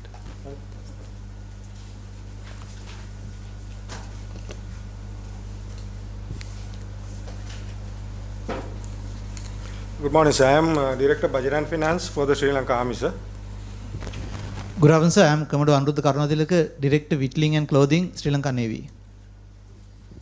Good afternoon, sir. I am Vimukti Piris, Accountant, Finance and Supply, Minister of Defence. Good afternoon, sir. I am Commodore Jayakudi from Civil Security Department. Good afternoon, sir. I am Roshani Bulat Sinhala, Director Finance, Civil Security Department. Good afternoon, sir. I am Lieutenant Colonel Munasinghe from Sri Lanka Army. Good afternoon, I am Harshit Tanachi, Senior Secretary, Minister of Defence. Good afternoon, sir. I am Brigadier Ashoka Bampula, Director Supply and Transport, Sri Lanka Army. Good afternoon, sir. I am USL Kumara, Director Finance, Sri Lanka Army. Good afternoon, sir. I am Lieutenant Colonel Indi Bandara from Sri Lanka Army, sir. Is that it? Thank you. Now, you have submitted a request. It says you have been allocated 362 billion as recurrent expenditure for your ministry. It includes 99 billion, which is for diets and uniforms. And out of that, I'm rounding off, 39 billion has been allocated for the Sri Lanka Army. As at end of October, expenditure debited by the Army to the expenditure head was 37 billion. And on that same day, another 17 billion of outstanding bills are available under this expenditure head. The allocation for diets and uniforms in the year 2023 is insufficient due to increase in food prices and the bills brought forward from last year, which are to be paid this year. This lack of provision has hindered the continuous supply of diets to the living in personnel in the Sri Lanka Army. However, since it is not possible to provide additional provision for recurrent expenditure within the expenditure limit,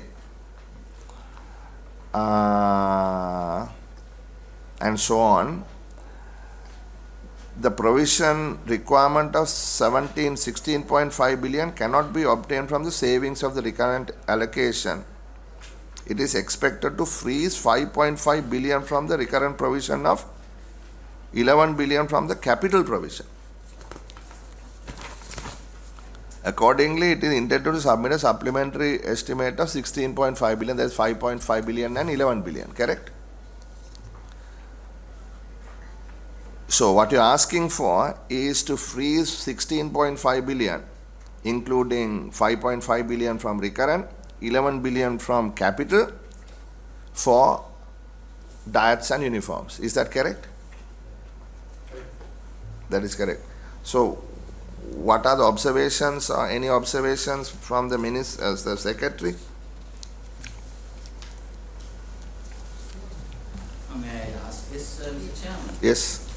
Now, if I remember correct, under the Appropriation Act, there is a provision for the Secretary Treasury to transfer from him to him. This is to transfer these funds. Why is happening this? Doesn't the BSP? එහෙම කරන්න පුළුවන් budget department එකේ national budget head එක යටතේ provision තියෙනවා නම් විතරයි. අපේ ප්‍රොවිෂන් නැහැ රිකරන්ට් ප්‍රොවිෂන් ට්‍රාන්ස්ෆර් කරන්න MOD එකට. From here, what the President and the Minister says is that simultaneously 16.5 billion from allocation, recurrent and capital provided under the active heads of Ministry of Defence will be withdrawn. Oh, මොකද Only a matter of just taking the money from somewhere and giving it somewhere else. Right. No, in our FR regulation, we can't transfer capital expenditure to recurrent expenditure. So this is what happened 2 weeks ago also. Yes. So maybe no, in that case, now the largest amounts are from the Navy and Air Force, 5.4 billion and 4.6 billion. What? So that must have been earmarked for some important infrastructure or something like that. So what will suffer if this is taken out? Those were reserved for repair some of the aircraft. But during the year, we couldn't complete those jobs due to various reasons. That is, you are transferring 5.5 billion from your capital budget. Capital repair. And you are going to give it to the army. Yes, sir. For recurrent expenditure, essentially. And for yourself also, but I assume Air Force recurrent expenditure for diets and uniforms will be small. Yes, sir. And you are taking another 5 billion from the Sri Lanka Navy's capital account. What was that allocated for originally? Actually, sir, this is not a transfer. Actually, we are going to freeze these additional the savings, and we are issuing what we call that supplementary estimate. That is the reason. Yeah, DG, what you're saying is basically the Air Force and the Navy will not be able to spend it on capital. Anyway, there is only one more month. Of course, yeah. I want to make a housekeeping note here. These are all senior officers who are here. Is it really necessary to request all these members to come to Parliament for a sort of a housekeeping matter like this? But sir, this is the 16.5 billion matter, so it's better to come to the Parliament and inform to the Parliament and get the approval. No, I understand it's a big number, but what I'm saying is, do we need all these gentlemen, ladies and gentlemen, to come here? That's my question, and this is not just relevant to this matter. I have been making this observation throughout. You know, if you need the Director General of the budget or the Director Budget of the three forces in the future, that would be sufficient. We don't need to call all these officers. But I have some, the question is, that මේ ප්‍රශ්නේ තියෙන්නේ මේ සාමාන්‍ය සොල්දාදුවන්ට අවශ්‍ය ආහාර පිළිබඳව ඒකේ ගුණාත්මක භාවය පිළිබඳව අපිට සමාජ මාධ්‍යවල එහෙම නොයෙකුත් කතා අහන්න ලැබෙනවා. මම දන්නේ මේව ඇත්ත බොරු මොනවද කියලා. සාමාන්‍යයෙන් සොල්දාදුවෙක්ට මේ ඩයට් එක හැටියට මොනවද දෙන්නේ? සාමාන්‍ය දවසක් ගත්තොත් කොයි වගේ ඩයට් එකක්ද බ්‍රේක්ෆාස්ට් ලන්ච් ඇන්ඩ් ඩිනර් ලැබෙන්නේ? ඒ කට්ටිය හැමෝටම ලැබෙනවද ආහාර? සියලුම සොල්දාදුවන්ට සියලුම ඔෆිසර්ස්ලට සර් ඒකේ කැටගරි දෙකක් තියෙනවා මගේ ඩිරෙක්ටර් එස්.එන්.ටී ඉන්නවා සර් එයා විස්තර කරයි බ්‍රිගේඩියර් අශෝක් අම්බම්පොල ඔව් Ashok Sir, good afternoon, sir. Good afternoon. Sir, මේකේ කැටගරි දෙකක් you can Sir, කැටගරි දෙකක් තියෙනවා ඔෆිසර්ස් මෙනු එකක් කියලා ඊළඟට සෝල්ජර්ස්ලට මෙනු එකක් වෙනම තියෙනවා. ඔව්. මේ සෝල්ජර්ස්ලගේ මෙනු එක සර් අපි ෆික්ස් මෙනු එකක් වශයෙන් තමයි සර් කොන්ට්‍රැක්ටර්ස්ලට අපි අවුරුද්දේ මුලදී අපි කොන්ට්‍රැක්ටර්ස්ලට ඔෆර් කරන්නේ. එතකොට මේ මෙනු එකේ තියෙනවා සර් අපි ඇත්තටම ගත්තොත් සර් මේ අවුරුද්දේ අපි 2023ට අපි 1,54,000ක ස්ට්‍රෙන්ත් එකකට තමයි මේ අවුරුද්දේ අපි කෝඩ් කරේ සර් ස්ට්‍රෙන්ත් එක. ඒ කියන්නේ මේ ආමි ස්ට්‍රෙන්ත් එක. Army 1,54,000. 54,000කට. 1,54,000 soldiers, officers, everyone. Everyone, sir. Okay. එතකොට මේ ස්ට්‍රෙන්ත් එකට තමයි තමයි full count of the Sri Lanka army. Sir. Yes. එතකොට සර් මෙතෙන්දී 2021 හිටියා 1,81,000ක්. එතකොට නමුත් මේකෙදී due to සමහර මේගොල්ලෝ absentees ඒ නිසා තමයි සර් 1,54,000කට ආවේ. ඉතින් මේ මෙනු එක සර් ආමිකේ හරිගස්සලා තියෙන මෙනු එක ෆික්ස් මෙනු එකක් කැලරීස් 3,500කට අනුගත වෙච්ච මෙනු එකක් තමයි සර් බෝඩ් එකකින් 2019 අන්තිමට මේක කරේ. ඉතින් මේ බෝඩ් එකේදී සර් මේ මෙනු එකට තමයි කොන්ට්‍රැක්ටර්ස්ලා ස්ටේෂන්ස් ආමි එකේ ස්ටේෂන්ස් 96කට කොන්ට්‍රැක්ටර්ස්ලා ගිහිලා දෙනවා සර් ප්ලේසස් මුළු ආමි එකම මුළු ලංකාවම කව වෙන්න. මේකෙන්දී සර් ස්ටේෂන් වැලියු එක මේ අවුරුද්දේ රුපියල් 1,300 1,400 1,800 ගානට ගියා සර් මේ අවුරුද්දේ ස්ටේෂන් වැලියු එක ස්ටේෂන් වැලියු එක කිව්වේ කියලා කියන්නේ සර් කොන්ට්‍රැක්ටර් ඒ ප්ලේසස් වලට කෝට් කරලා තියෙන ප්‍රයිස් එක සර්. හරි. එතකොට සර් මේ ස්ටේෂන්ස් 96 1,400 ඉඳන් 1,800ට වගේ සර් අතරතුරේ මේ ප්‍රයිසස් ගියේ. නමුත් මේ එක මීල් එකකටද? එක මීල් එකකට සර්. ඒ කියන්නේ උදේ දවල් රෑ දවසකට සර්. මේ මීල් 3කට. මීල් 3කට සර්. එතකොට ටී එක, ප්ලේන් ටී එක ඒ දවසට හම්බෙන්නේ සියලුම දේවල් සර් මේකට ඉන්ක්ලූඩඩ් සර්. හරි. එතෙන්දී සර් දැන් මෙතන පොඩි ගැටලුවක් තියෙනවා සර් මේ සමාජ මාධ්‍යයේ තුලදී කතා කරන තව එකක් තියෙනවා සර්. මේකේ අපි මේ රේෂන් එකේ living out living in කියලා කැටගරි දෙකක් ආමේකේ තියෙනවා සර්. මේ living out කැටගරි එකේදී එයාට ගන්න පුළුවන් මේ රේෂන් මනි එක අපේ දෙන රේෂන් මනි එක එයාගේ සැලරි එකට ගන්න පුළුවන් සර්. living out නම්. living out නම් සර්. හැබැයි සර් ඔපරේෂන් ඒරියා බෑ. ඒ ඔපරේෂන් ඒරියා ඒගොල්ලෝ අනිවාර්යයෙන් මේ living in වෙන්න ඕනේ සර්. ඒ කියන්නේ අනුරාධපුරෙන් උඩට සර්. එතෙන්ද මෙතෙන්දී සර් මේ living in කැටගරි එකේ ඉන්න living out කැටගරි ඉන්න කට්ටිය රේෂන් එක අරගන්නවා රේෂන් මනි එක වශයෙන්. ඒ කරලා මේගොල්ලෝ සර් කෑම එක ගේන්නේ කඳවුරට බොහොම පොඩි විදිහට සර්. මොකද තියෙන මේ ඒගොල්ලන්ගේ ඒ වගේම සර් ආමි එක මෙතෙන්ද ඩිසිෂන් එකක් ගත්තා මේ ඇබ්සන්ට් වෙන ස්ට්‍රෙන්ත් එක වැඩි. ඒ නිසා සර් මේ ළමයින්ට අවස්ථාවක් දුන්නා සැලරි එකට හදලා දෙන්නත් සර් යම්කිසි මට්ටමකට මේගොල්ලන්ගේ මේ කෑම කන ප්‍රමාණය සර්. යම්කිසි මට්ටමකට හරි ගස්සලා දුන්නා සර්. ඒ living out ප්‍රමාණය වැඩි කරා යම්කිසි ප්‍රමාණයකට සර්. මොකද මේ රටේ තියෙන ආර්ථික ප්‍රශ්නයත් එක්ක සර්. ඒ කියන්නේ ඔබතුමා කියන එක මම හරියට තේරුම් ගත්තොත් ඒගොල්ලෝ ඒ 1800 හරි කීය හරි ගාන ගන්නවා. සර්. අරගෙන ගෙදරින් කෑම ගේනවා. සර්. හැබැයි ඒ ගේන කෑම කිලෝ කැලරි 3500කට වඩා අඩුයි කියලා තමයි ඔබ පැහැදිලිවම සර්. පැහැදිලිවම. මේක තමයි සර් මේ සමාජ මාධ්‍යවලදී කතා කරන්නේ මේ සොල්දාදුවාට හරියට කෑම එක ලැබෙන්නේ නැහැ කියලා. නමුත් සර් මේකේ අනිත් පැත්ත අරගෙන අපි කතා කරොත් සර් ආමියකට කොන්ට්‍රැක්ටර් රේෂන් එක ගෙනත් දුන්නාට පස්සේ ඒ කියන මේ ස්ටේෂන් 96 දී කොන්ට්‍රැක්ට් එක ගෙනත් දුන්නාට පස්සේ ප්‍රමාණවල ඔක්කොම චෙක් කරනවා කිලෝ ගානට ඊට පස්සේ පාරිභෝගික ඒකක ඒ ඒරියා එක පූනරින්නන් සර් පූනරින් වලට කොන්ට්‍රැක්ට් ගිහින් දුන්නාට පස්සේ ඒ ඒරියා එකේම තියෙන මේ යුනිට්ස් වලට ඇවිල්ලා සර් කිරලා බඩු ටික අරන් යන්නේ තමන්ගේ බැටාලියන්ස් වලට. එතෙන්ද සර් කිසිම විදිහකටම වගකීමෙන් කියනවා සර් කිසිම විදිහකට එතෙන්දී මිස්ගයිඩ් වෙන්නේ නැහැ. ඒ මෙනු එකට අවශ්‍ය බඩු ප්‍රමාණය ලැබෙනවා.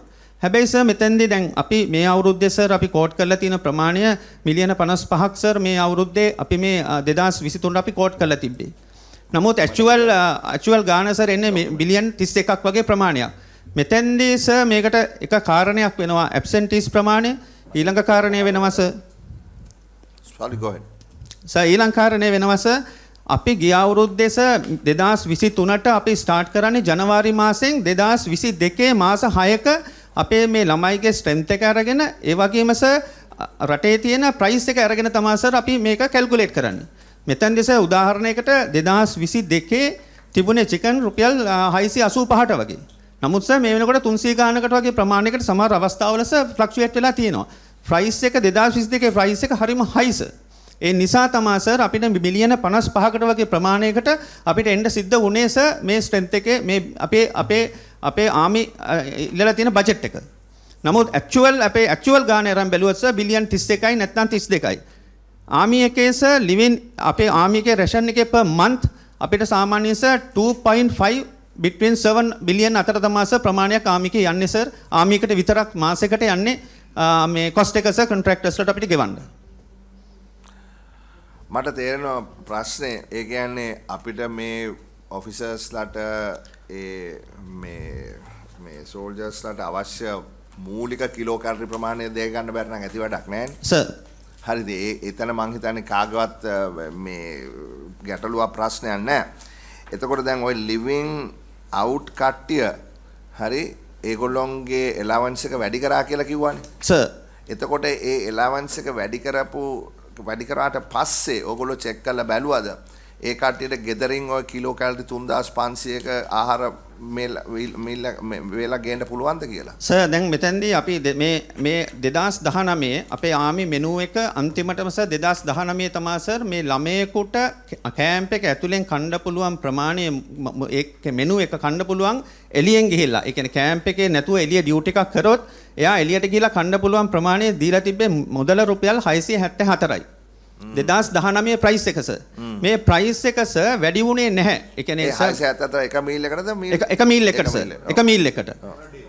sorry ඔක්කොම දවසටම සර්. දවසටම සර්.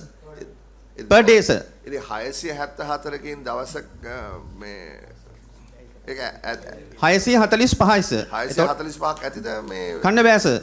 කන්න බෑ. මදි නිසා තමයි සර් අපි යෝජනා කරලා එකඟ වෙලා ඇත්තටම අපේ ස්ට්‍රෙන්ත් එක අඩු වෙනකොට අපේ පඩිය අපි පොඩ්ඩක් ඉතුරු කරගත්තා සර්. ට්‍රෙෂරි එකත් එක්ක කතා කරලා ඒ පඩියෙන් ඉතුරු වෙච්ච වගේන් අපි මැනේජබල් කියලා හිතලා තමයි සර් අපි ඒක වැඩි කරගත්තේ. නමුත් සර් මම මේ ප්‍රශ්නෙට පොඩ්ඩක් මම බාධා කරන්න.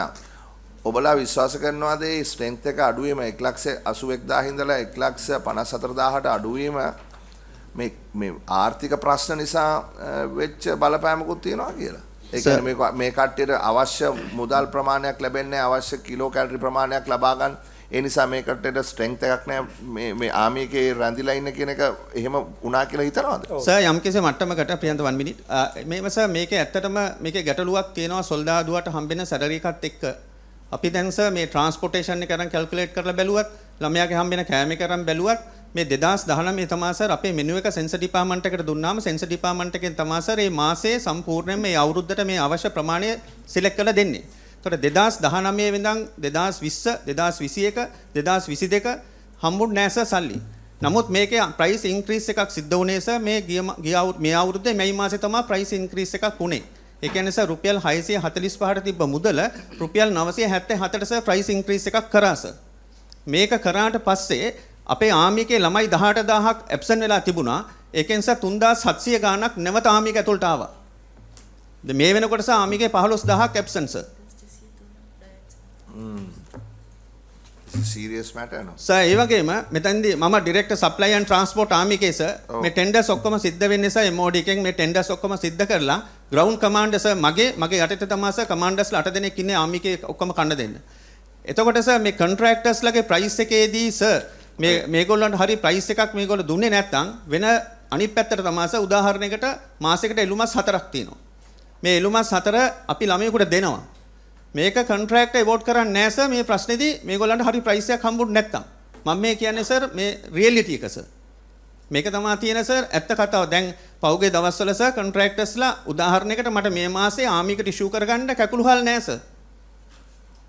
බාස්මති හාල් එක නැහැ සර්. කොන්ට්‍රැක්ටර්ස්ලා කතා කරලා කොන්ට්‍රැක්ටර් රික්වෙස්ට් කරන්න ඕනේ සර් මේක අපිට දෙන්න කියලා. ඒගොල්ලෝ කියන්නේ අපේ සල්ලි ගෙවන්න කියලා. මැයි මාසේ ඉඳන් සර් මේ වෙනකන් අපිට ආමිකට සල්ලි ගෙවා ගන්න බැරි වුණා සර්. එතන තියෙනවා සර් බිලියන් එතන යම් කිසි ප්‍රමාණයක් තියෙනවා සර් ආමිකෙන් අපිට ගෙවන්න. කොන්ට්‍රැක්ටර්ස්ලාට ගෙවන්න. පොඩ්ඩක් ඉන්න. සෙක්‍රටරි දැන් මේකේ මේ මොකක්වත් නැද්ද සමීකරණයක්? මේක දැන් ආණ්ඩුවේ කෑම වලට ගෙවන්නේ හමුදාවට ඇරුණාම හරි ගෙවිය යුතුව තියෙන්නේ තව මොනවටද? නෑ සර් මෙතන බලන්න දැන් කොන්ට්‍රැක්ට්ලා මේ බිඩ් කරනවනේ ප්‍රයිස් එකක් යම්කිසි. ඊට පස්සේ අපි හදනවා අපේ වෙනම TC එකක් තියෙනවා. ඒ TC එක හදනවා වෙනම ෆෙයා මාකට් ප්‍රයිස් එකක් හදනවා. නෑ මම අහුවේ ඒක නෙමෙයි ප්‍රශ්නේ. මම අහුවේ ලේකම්තුමාගෙන් මිලිටරි එකට ඇරෙන්න අවශ්‍යතාවයක් තියනවාද අනිත් රජයේ සේවකයන් කවුරු කාට හරි උදේ දවල් රෑ කෑම දෙන්න? සර් බන්ධනාගාරවලට ස්පිතාලවලට පොලිසියට එහෙම නීතියෙන් තියෙනවා. එතකොට බන්ධනාගාර ස්පිරිතාල සියලුම සේවකයන්ට දෙනවද කියන්නේ? ස්පිතාලවල රෝගීන්ට. සමාවෙන්න රෝගීන් නෙවෙයි මං කියන්නේ. මං කියන්නේ රජයේ සේවකයෝ. සුළු සේවකීන්ට පමණක් දෙන්න. එතකොට මේ ඔක්කොටම තියෙන්නේ එක එලවන්ස් එකක්ද? එක වෙනස් වෙනවා. ඒ කොහොමද වෙනස් වෙන්නේ? ඒක දැන් හමුදාවල මම දන්න විදිහට සෙන්සස් ඇන්ඩ් ස්ටැටිස්ටික් ඩිපාර්ට්මන්ට් එකෙන් තියෙනවා හදලා. දැන් කිලෝ කැලරි 3500ක් කිව්වනේ හමුදාවට. ඔව් ඒක සෙන්සස් ඇන්ඩ් ස්ටැටිස්ටික් එකෙන් හදපු තියෙනවා මම හිතන්නේ බාණ්ඩ පැසක් ඒ අනුව තමයි සෝ මිල ගණන්. නෑ මෙහෙමනේ සෙන්සස් ඇන්ඩ් ස්ටැටිස්ටික්ස් එකේ හදන්නේ දුප්පත්කම මයින් එක කොච්චර කිලෝ කැලරි ප්‍රමාණයක් ඕනද කියලා නේ මිනිහෙට ජීවත් වෙන්න. ඒගොල්ලෝ හදලා තියෙන්නේ මම දැන් කිලෝ කැලරි 2037ද කොහෙද? ඒක තමයි සාමාන්‍ය. ඒක දරුවෙක්ට අඩුයි, තරුණ කෙනෙක්ට වැඩි, වයස කෙනෙක්ට අඩුයි. එතකොට මේ සොල්දාදුවෝ ඉන්නේ තරුණ කට්ටිය. ඒතකොට ඒගොල්ලන්ට කිලෝ කැලරි 2030 නෙවෙයි 3500ද මන් දන්නේ නැහැ කීයද මේගොල්ලෝ if they are fighting force they have to be fit. right? ඒකට අනුව වෙන්නේ නැති ඔක ක්‍රියාත්මක කරනවා ඇත්තේ. එතකොට මම අහන්නේ මේකයි ලේකම්තුමා. දැන් අර ඩිරෙක්ටර් ජෙනරල් කියපු විදිහට එතන ලොකු ගැටලුවක් තියෙනවානේ මේ ප්‍රශ්නේ විසඳ ගන්න. ඒතර කන්න දෙන්නේ නැතුව සෝල්ජර්ස්ලා අඩු වෙනවා නම් ඇක්ටිව් සර්විස් එකේ ඒක ලොකු ගැටලුවක්නේ රටක් හැටියට.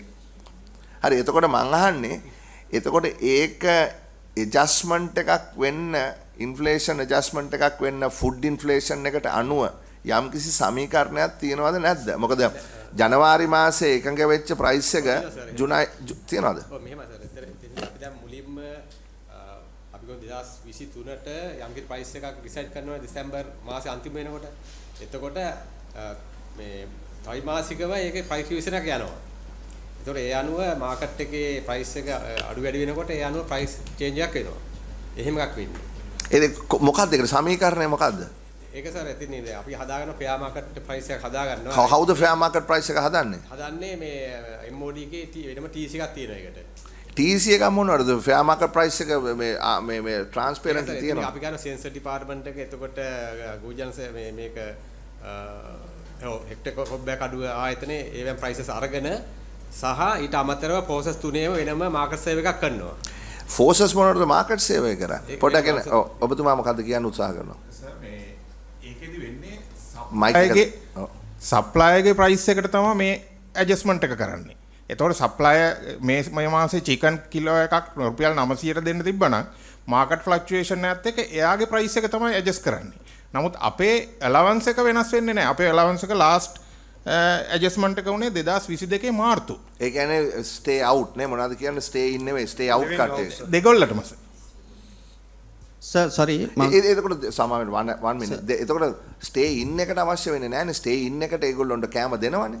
ස්ටේ ඉන් එකටත් දෙන්න අපිට අප ලිමිට් එකක් තියෙනවා. ඒක ඇතුලේ තමයි අපි කන්න දෙන්නේ. එහෙම නැතුව අපිට එතකොට අපි හිතමු සප්ලයර්ගේ ප්‍රයිස් එක වැඩි වුණා. එතකොට මීල් එකෙන් තමයි ඇඩ්ජස්ට් වෙන්නේ. ඒ කියන්නේ කිලෝ කැලරි 3500 3000 වෙනවා. ඒ කියන්නේ කැලරි ගන්න සහ ඒ කියන්නේ ඕල්ටර්නේටිව්ස් වලට අපිට යන්න වෙනවා. සමහරලාට චිකන් දෙන්න බැරි නම් මාළු වලට යන්න වෙනවා ප්‍රයිස් ඇඩ්ජස්ට්මන්ට් එකත් එක්ක. ඇත්තටම කැලරීස් ප්‍රමාණය ඔය මේකත් එක්ක මම නම් දැක්කේ නෑ. ඒ කියන්නේ කම්පෙයාර් කරනවා. එන අපිට කිව්වනේ 3500ක්. ඔව් 3500 තියෙනවා අපේ ලිමිට් එක තියෙනවා. නමුත් මට චෙක් කරන්න අපේ රටේ සාමාන්‍යයෙන් වයස 30ක වයස 25ක 30ක පුද්ගලයෙක්ගේ කිලෝ කැලරි ප්‍රමාණය මොකක්ද කියලා දවසකට?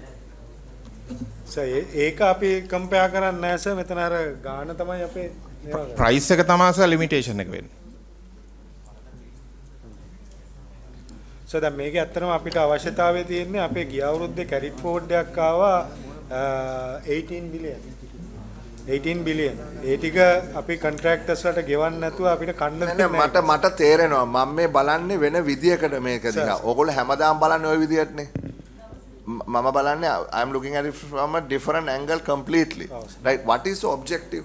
The objective is to make sure our soldiers, our officers, people who are protecting this nation are prepared at any time to get into action, no? Isn't that the case? Yes. Sir, correct sir. 100% correct sir. Because we are considered about that soldier. මේ මිනිස්සයා sir weapon එකකුත් කරේ තියාගෙන 24 hours duty එකක් කරන්නේ. මේ නිසයි sir කැලරීස් 3400කට මේ මෙනු එක හරි ලස්සන ඔබතුමා කියන්නේ කිලෝ කැලරි 3400 කිලෝ කැලරි 3400කට. ඒකේ සර් ඇත්තට මේ ඉන්ක්ලූඩ් වෙනවා උදේට මාළු එකක් එනවා, දවල්ට චිකන් එකක් එනවා, රැට එක්ක චිකන් හරි මාළු හරි එනවා, තුන් වේලට මීල්ස් තුනක් එනවා සර්. ඒ කියන්නේ ෆිෂ් ෂෝ මීට් එකක් එනවා සර්. එතකොට මේ හෙවි මෙනු එකක් අපේ ආමි එකේ දෙන්නේ සර්.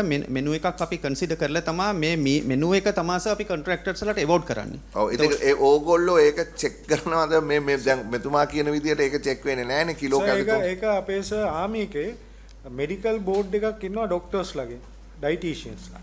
ඒ කට්ටිය තමයි අපිට මේ මෙනු එක මේ සෝල්ජර්ට මේ උදේට දවල්ට රැයට කියලා සර් වෙනම මෙනු එක අපිට සිලෙක්ට් කරලා දෙන්නේ. ඒක තමයි සර් අපි කෝඩ් කරන්න දෙන්නේ. ඒක හරි. මං අහන්නේ ඕගොල්ලෝ මේක රැන්ඩම් චෙක් කරනවද? සර් චෙක් කරනවා. සර් මට මෙතෙන්දී හයිලයිට් කරන්න ඕනේ වුණේ සර්. මෙතෙන්දී හයිලයිට් කරන්න මට සර්ට කිලෝ 3400 කියන එක හයිලයිට් කරන්න ඕනේ වුණේ. අපි කොන්ට්‍රැක්ටර්ස්ලට මේක කන්ටිනියස්ලි මේගොල්ලන්ගේ මන්ත්ලි මේගොල්ලන්ගේ පේමන්ට් එක නොකළාම මේගොල්ලෝ දෙන්නේ සර් අපිට ඕල්ටර්නේටිව්ස්. ඒ කියන්නේ එළුමස් දෙන එකට මාළු දෙනවා. මට තේරෙනවා. එතකොට මාළු දෙන එකට සර් හාල් මැස්සු දෙනවා. මෙන්න මෙතෙන්දී කොන්ට්‍රැක්ට් එක අපේ සෝල්ජර්ස්ලගේ මොරාල් එක වැටෙනවා සර්. අපේ ලිවින් ඉන් ස්පෙෂලි ලිවින් ඉන් සෝල්ජර්ස්ලගේ. මේක තමයි මට සර්ට හයිලයිට් කරන්න ඕන වුණේ මේ මෙනු එකට සම්බන්ධව කිලෝ කැලරි 3400ක් ගැන ඉන්ක්ලූඩ් කරේ. එතෙන්දී සර් දැන් අපි මේ කාලේ මේ වෙනකොට සර් ඩිසෙම්බර් නොවැම්බර් ඩිසෙම්බර් වෙනකොට සර් ගිය අවුරුද්දේ අපිට තිබුණ නැහැ. ගිය අවුරුද්දේ අපි බොහොම අමාරුවෙන් ගිය අවුරුද්දේ අපි ඕගොල්ලෝගේ මුළු ඩයට් බජට් එක කීයද? මේ ආමි එකේ සර් මිලියන 55යි සර්. මේ අවුරුද්දේ 2023 මිලියන 55යි සර් අපි දාලා තිබ්බේ සම්පූර්ණයෙන්. නමුත් සර් මේ වෙනකොට ඇක්චුවල් එක බිලියන 31යි ගිහින් තියෙන්නේ සර්. මේ පාර දීලා තියෙනවානේ බිලියන 20ක් තියෙනවානේ ඩයට්ස් ඇන්ඩ් යුනිෆෝම්ස්. ඒ ඩයට්ස් වලට විතරයි බිලියන 17 කීයද? බිලියන කීයද ඩයට්ස් වලට? ඩයට්ස් වලට සර් බිලියන අපේ ඇක්චුවල් ගාන සර් මේ අවුරුද්දට මේ ඩිසෙම්බර් නැතුව බිලියන 31ක් සර් ඇක්චුවල් ගාන. හරිනේ? හැබැයි දැන් මේ ලේකන්තුමා දැන් 22යි රිවයිස් බජට් එකේ තියෙන්නේ ඩයට්ස් ඇන්ඩ් යුනිෆෝම් බිලියන 20යිනේ. සර් අපි මෙතනදී අපි ඉස්සරෝම මේක ප්‍රොපෝස් කරේ සර් අපේ ප්‍රොපෝස් බජට් එක ආමි එකේ බිලියන් 55යි. නමුත් සර් අපිට හම්බුනේ ඉස්සරෝම බිලියන් 24යි සර්. ඊට පස්සේ ඒකට ඇඩ් වුණා සර් තව බිලියන් 5ක් බිලියන් 29යි. නමුත් සර් ගිය අවුරුද්දේ මේ අවුරුද්දට අපි බ්‍රෝඩ් ෆෝවර්ඩ් කරා සර් බිලියන් 15ක්. මෙතනයි සර් තියෙන ගැටලුව අපි ගිය අවුරුද්දේ අපිට තිබුණ එකෙන් මේ අවුරුද්දට බ්‍රෝඩ් ෆෝවර්ඩ් කරා බිලියන් 15ක්. මට තේරෙනවා. එතකොට මේ ප්‍රශ්නේ විසඳ ගන්න පුළුවන්ද? ඒ කියන්නේ අඩුම ගානේ අපිට පුළුවන් වෙන්න ඕනේ මේ කිලෝ කැලරි 3400ක මේ කෑම වේලක් දෙන්න මේ අපේ සටන් කරන කට්ටියට ඒක දෙන්න බැරි නම් රටක් හැටියට වැඩක් නැහැනේ. සර් පැහැදිලි මට මේක උනේ සර්ට මේක පැහැදිලි කරන්න. ඒ නිසායි සර් අපි මේ බජට් එකට නැවත රික්වෙස්ට් එකක් කරේ ආමික පැත්තෙන් සර් 16.5 බිලියන් අපි රික්වෙස්ට් එකක් කරේ. අපි ආමිකක් වශයෙන් සර් මේ ප්‍රොපෝස් කරේ ඕකයි සර්. ඔව්. එතකොට මේ ප්‍රශ්නේ එතකොට මේ කැරි ෆෝවර්ඩ් එක වෙන මේ ගෙවල ඉවර කරලා සර් මේ කට්ටියට ඉදිරියේදී ඔය අවශ්‍ය මිනිමම් කිලෝ කැලරි ප්‍රමාණය දෙන්න පුළුවන්ද මේ කරන ඇමෙන්ඩ්මන්ට් එක හරහා? පුළුවන් සර්. පුළුවන් සර්. ඕකේ. දැන් ඉදිරියට යනකොට අපිට බැරිද මේ ලේකම්තුමා මේකට මොකක් හරි ට්‍රාන්ස්පේරන්ට් මෙකැනිසම් එකක් යොදා ගන්න. මොකද අපි කොන්ට්‍රැක්ටර් කියන දේ මත මේ ඒක පිළිගන්න අවශ්‍යද? දැනටමත් ඇත්තට ඒ සපයන ආහාර සම්බන්ධයෙන් ප්‍රොසෙස් තුනේම ඒවා චෙක් කරලා ඒවා බාර ගන්න වෙනම කමිටු තියෙනවා. ඒතකොට ඒවැ නිර්දේශය මත තමයි මේ බාර ගැනීම සිදු වෙන්නේ. ඒ නිසා ඔය කොන්ට්‍රැක්ටර්ස්ලා කියන්නේ ඔකට ඕපන් කම්පිටිටිව් බිඩින් තියනවාද? එහෙම යන්නේ ඕපන් කම්පිටිටිව් බිඩින්ස් යන්නේ. දැන් සාමාන්‍යයෙන් මේ කී දෙනෙක් විතර වඩා බිඩ් කරනවද නැත්නම් එකම කට්ටියද දිගටම කරන්නේ? ඇත්ත සත්‍ය කතාවේදී මෙහෙමයි දැන් එතන සාමාන්‍යයෙන් කොන්ට්‍රැක්ට්ලා 25ක් 30ක් අතර ප්‍රමාණයක් තමයි එන්නේ හැමදාම. ඒතකොට ඒ කණ්ඩායමම තමයි ඉතින් ඔය උතන ඉන්නේ. ඉතින් ඒක මේක ඇත්තට සාමාන්‍යයෙන් පොඩි කොන්ට්‍රැක්ටර් කෙනෙකුට ගන්න බොහොම අමාරුයි. ඒ කියන්නේ මේකේ බිඩ් වැලියු එක පවා බිලියන ගාණක් වෙනවා බිඩ් බොන්ඩ් එක පවා ඒක ස්ථිර මේ වැලියු එක අනුව. එතකොට සාමාන්‍ය පොඩි කොන්ට්‍රැක්ටර් කෙනෙක් මෙතෙන් ඇතුල් වෙන්නේ නැහැ බොහොම කලාතුරකින් තමයි ඇතුල් වෙන්නේ. ඇත්තට මේ අපි මේක ඉතිහාසය හොයලා බැලුවොත් එහෙම අපි ගත්තොත් අවුරුදු ගානක ඉඳන් බොහොම සමාන කොන්ත්‍රාත් කරුවන් පිරිසක් තමයි මේකට සම්බන්ධ වෙලා ඉන්නේ.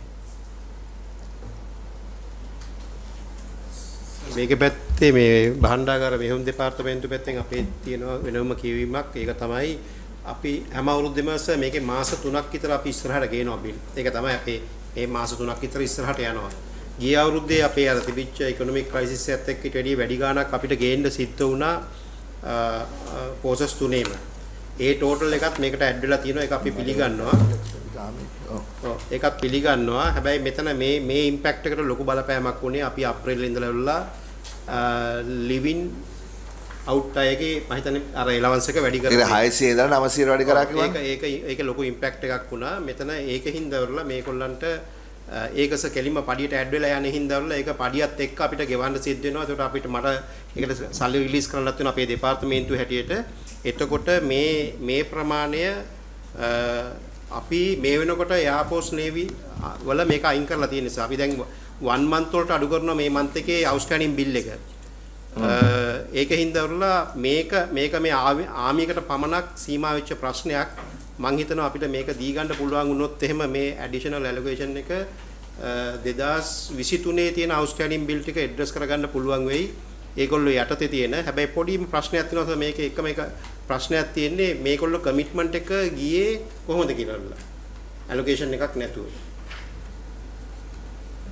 ඒක ඔයගොල්ලන්ගේ ඉන්ටර්නල් ප්‍රශ්නයක්.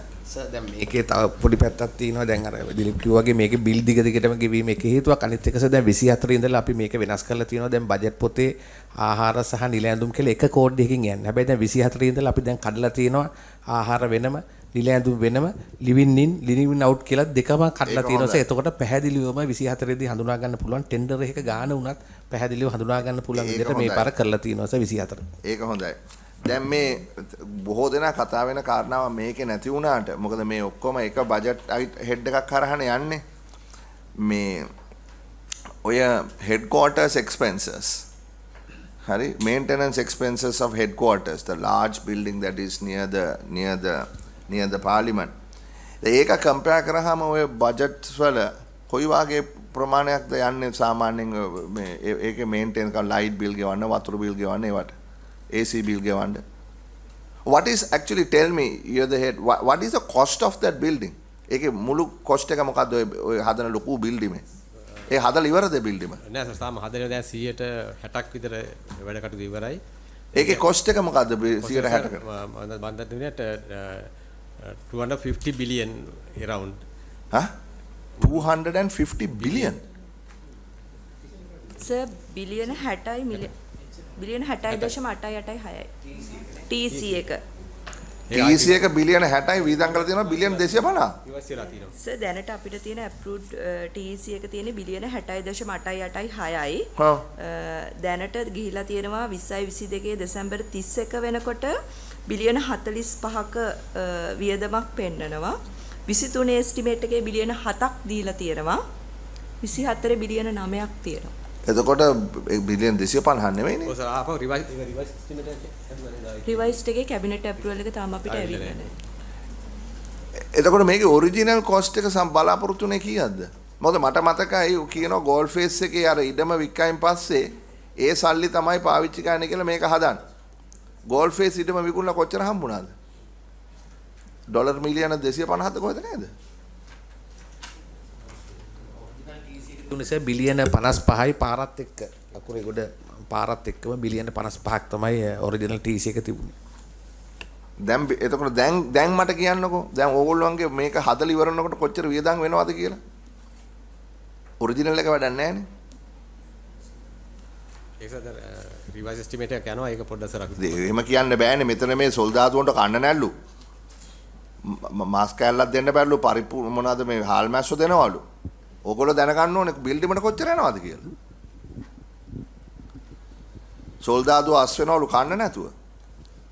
බිල්ඩිමක්ද ඔයාලට අවශ්‍ය සොල්දාදුවම මේන්ටේන් කරන එකද? මගේ ප්‍රශ්න කෙලින් උත්තරයක් දෙන්න ඔබතුමානේ ප්‍රධානියා මේකේ. මේ බිල්ඩිමේ කොස්ට් එක මොකක්ද එස්ටිමේට් කරලා තියෙන්නේ? සර් මූලික වශයෙන් නම් බිලියන 60ක් නමුත් ආයි රිවයිස් එස්ටිමේට් එකක් යනවා සර් මගේ ළඟ ඒ ඉලක්කම නැහැ. නෑ ඔබතුමා කියන බිලියන 250ක් කියලා. ඒ ආසන ප්‍රමාණය ආපහු රිවයිස් එස්ටිමේට් එකක් යනවා. ඉතින් බිලියන 60 ඉඳලා බිලියන 250ක් කියන්නේ මහා ලොකු වෙනසක් නේ. ඒක සර් අපේ පොඩ්ඩක් ඒක නිවෘත්ති කරලා බලලා මම කියන්න වෙන. ඒක අදහසක් නෑ. අපිට මම ඩිරෙක්ටිව් එකක් දෙනවා කරුණා කරලා තියාගන්න අපිට සම්පූර්ණ මේකේ ඔරිජිනල් එස්ටිමේට් එක මොකද්ද? කොහොමද මේක ෆයිනෑන්ස් කරන්න බලාපොරොත්තු වෙන්නේ?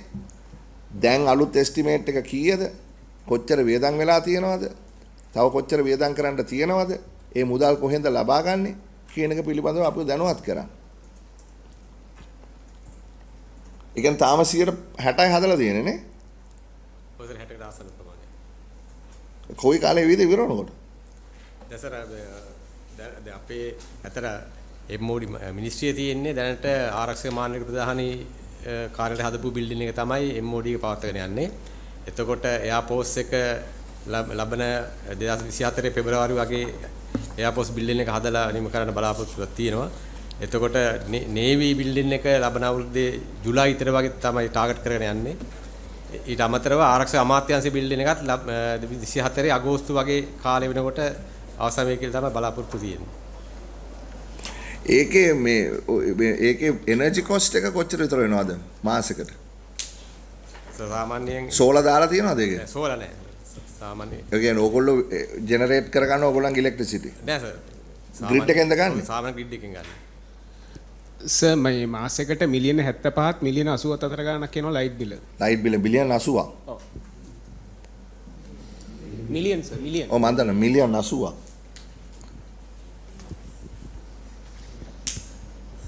මම දන්නේ ඉතින් මේවා ප්‍රමුඛතාවයල් මොනවද කියලා කල්පනා කරන්න ඕන. I was going to ask one other question. So therefore we have no objection in approving this. But I think you need to be proactive in this matter. You know, I think as this committee, it's our responsibility to ensure that these people are at least properly fed. You know, you can't expect anything other than, you know, leaving the force if you can't afford the meal, no? That's basic. So I think you need to prioritize what your expenses are. I mean, if you look at, you know, 15 billion,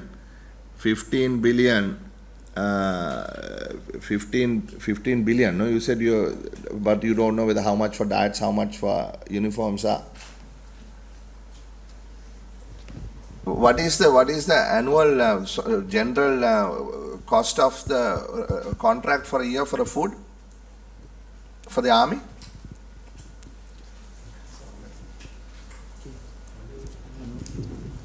ඔය contract එක නේද? ඔව්.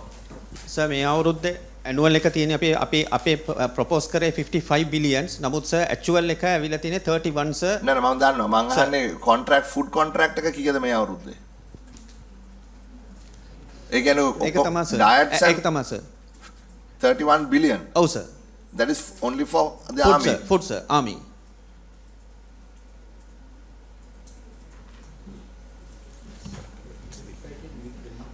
No. Right. So we will approve that, but you need to relook at this in terms of ensuring that these young men and women get a nutritious meal. I mean, I think that is a basic requirement. I was actually going to ask you, Mr. Secretary, whether there is any additional money that you can spare from this massive defense budget. You know, we have in fact, I had made a note and I was going to ask you to join us at some point, maybe perhaps next week.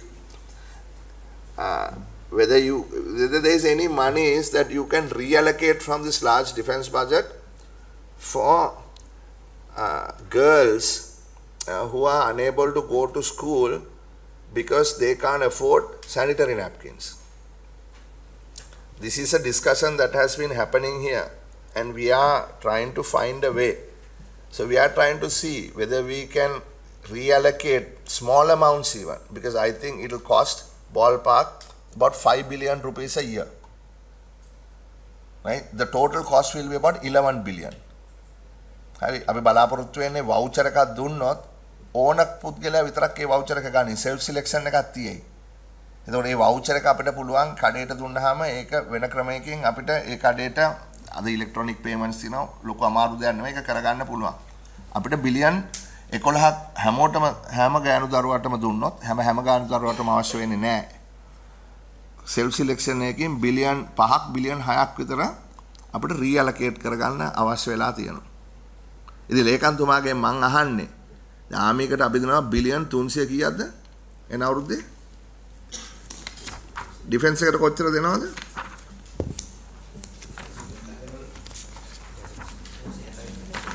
ඔක්කොම defence එකට කොච්චර දෙනවද 386ක් sir මේ national security 386ක්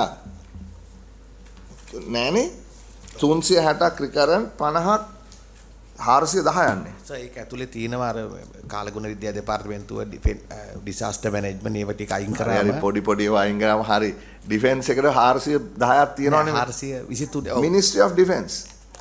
Ministry of Defence I am looking at 410 billion. හරි billion 410ක් ඔක්කොම වෙන් කරලා තියෙනවා. මම අහන්නේ මේ දරුවෝ කී දෙනෙක් ඉන්නවද අපේ මේ ඇසෙස්මන්ට් එකට අනුව? This is maybe not exactly relevant to this, but this is the biggest budget. Billion 410. හරි? එතකොට අපිට පුළුවන් වෙයිද ෆිනෑන්ස් මේ මිනිස්ට්‍රියේ බජට් එක ගන්න දවසේ අපිට රීඇලොකේෂන් එකක් තැන් වලින් ගෙනල්ලා අපිට එහෙම් මෙහෙන් එකතු කරලා මිලියන් 500 මිලියන් 200 ඔහොම එකතු කරලා අපිට බිලියන් 6ක විතර ප්‍රමාණයක් හොයාගන්න පුළුවන් වේද? මොකද මම හිතන්නේ ඉස්සෙල්ලාම අපි මේක තේරුම් ගන්න ඕනේ මේ ඇත්ත තත්වයක් මේක. මේක යථාර්ථය. මේක තමයි යථාර්ථය. මේක අසාධාරණයි කියන එක තමයි අපේ මතය. ඒ නිසා මුදල් කොමිටුව හැටියට අපි මේකේ ප්‍රෝග්‍රෙසිව් ස්ටෙප් එකක් අරගෙන විමෙන්ස් කෝකස් එකත් එක්ක කතා කරලා අධ්‍යාපන අමාත්‍යාංශත් එක්ක කතා කරලා නිකන් දෙනවා කියන එක හැමෝටම දෙන්න ඕනේ නැහැ. දැන් අපි යුනිෆෝම් දෙනවනේ. හැමෝටම යුනිෆෝම් දෙන්න ඕනේද?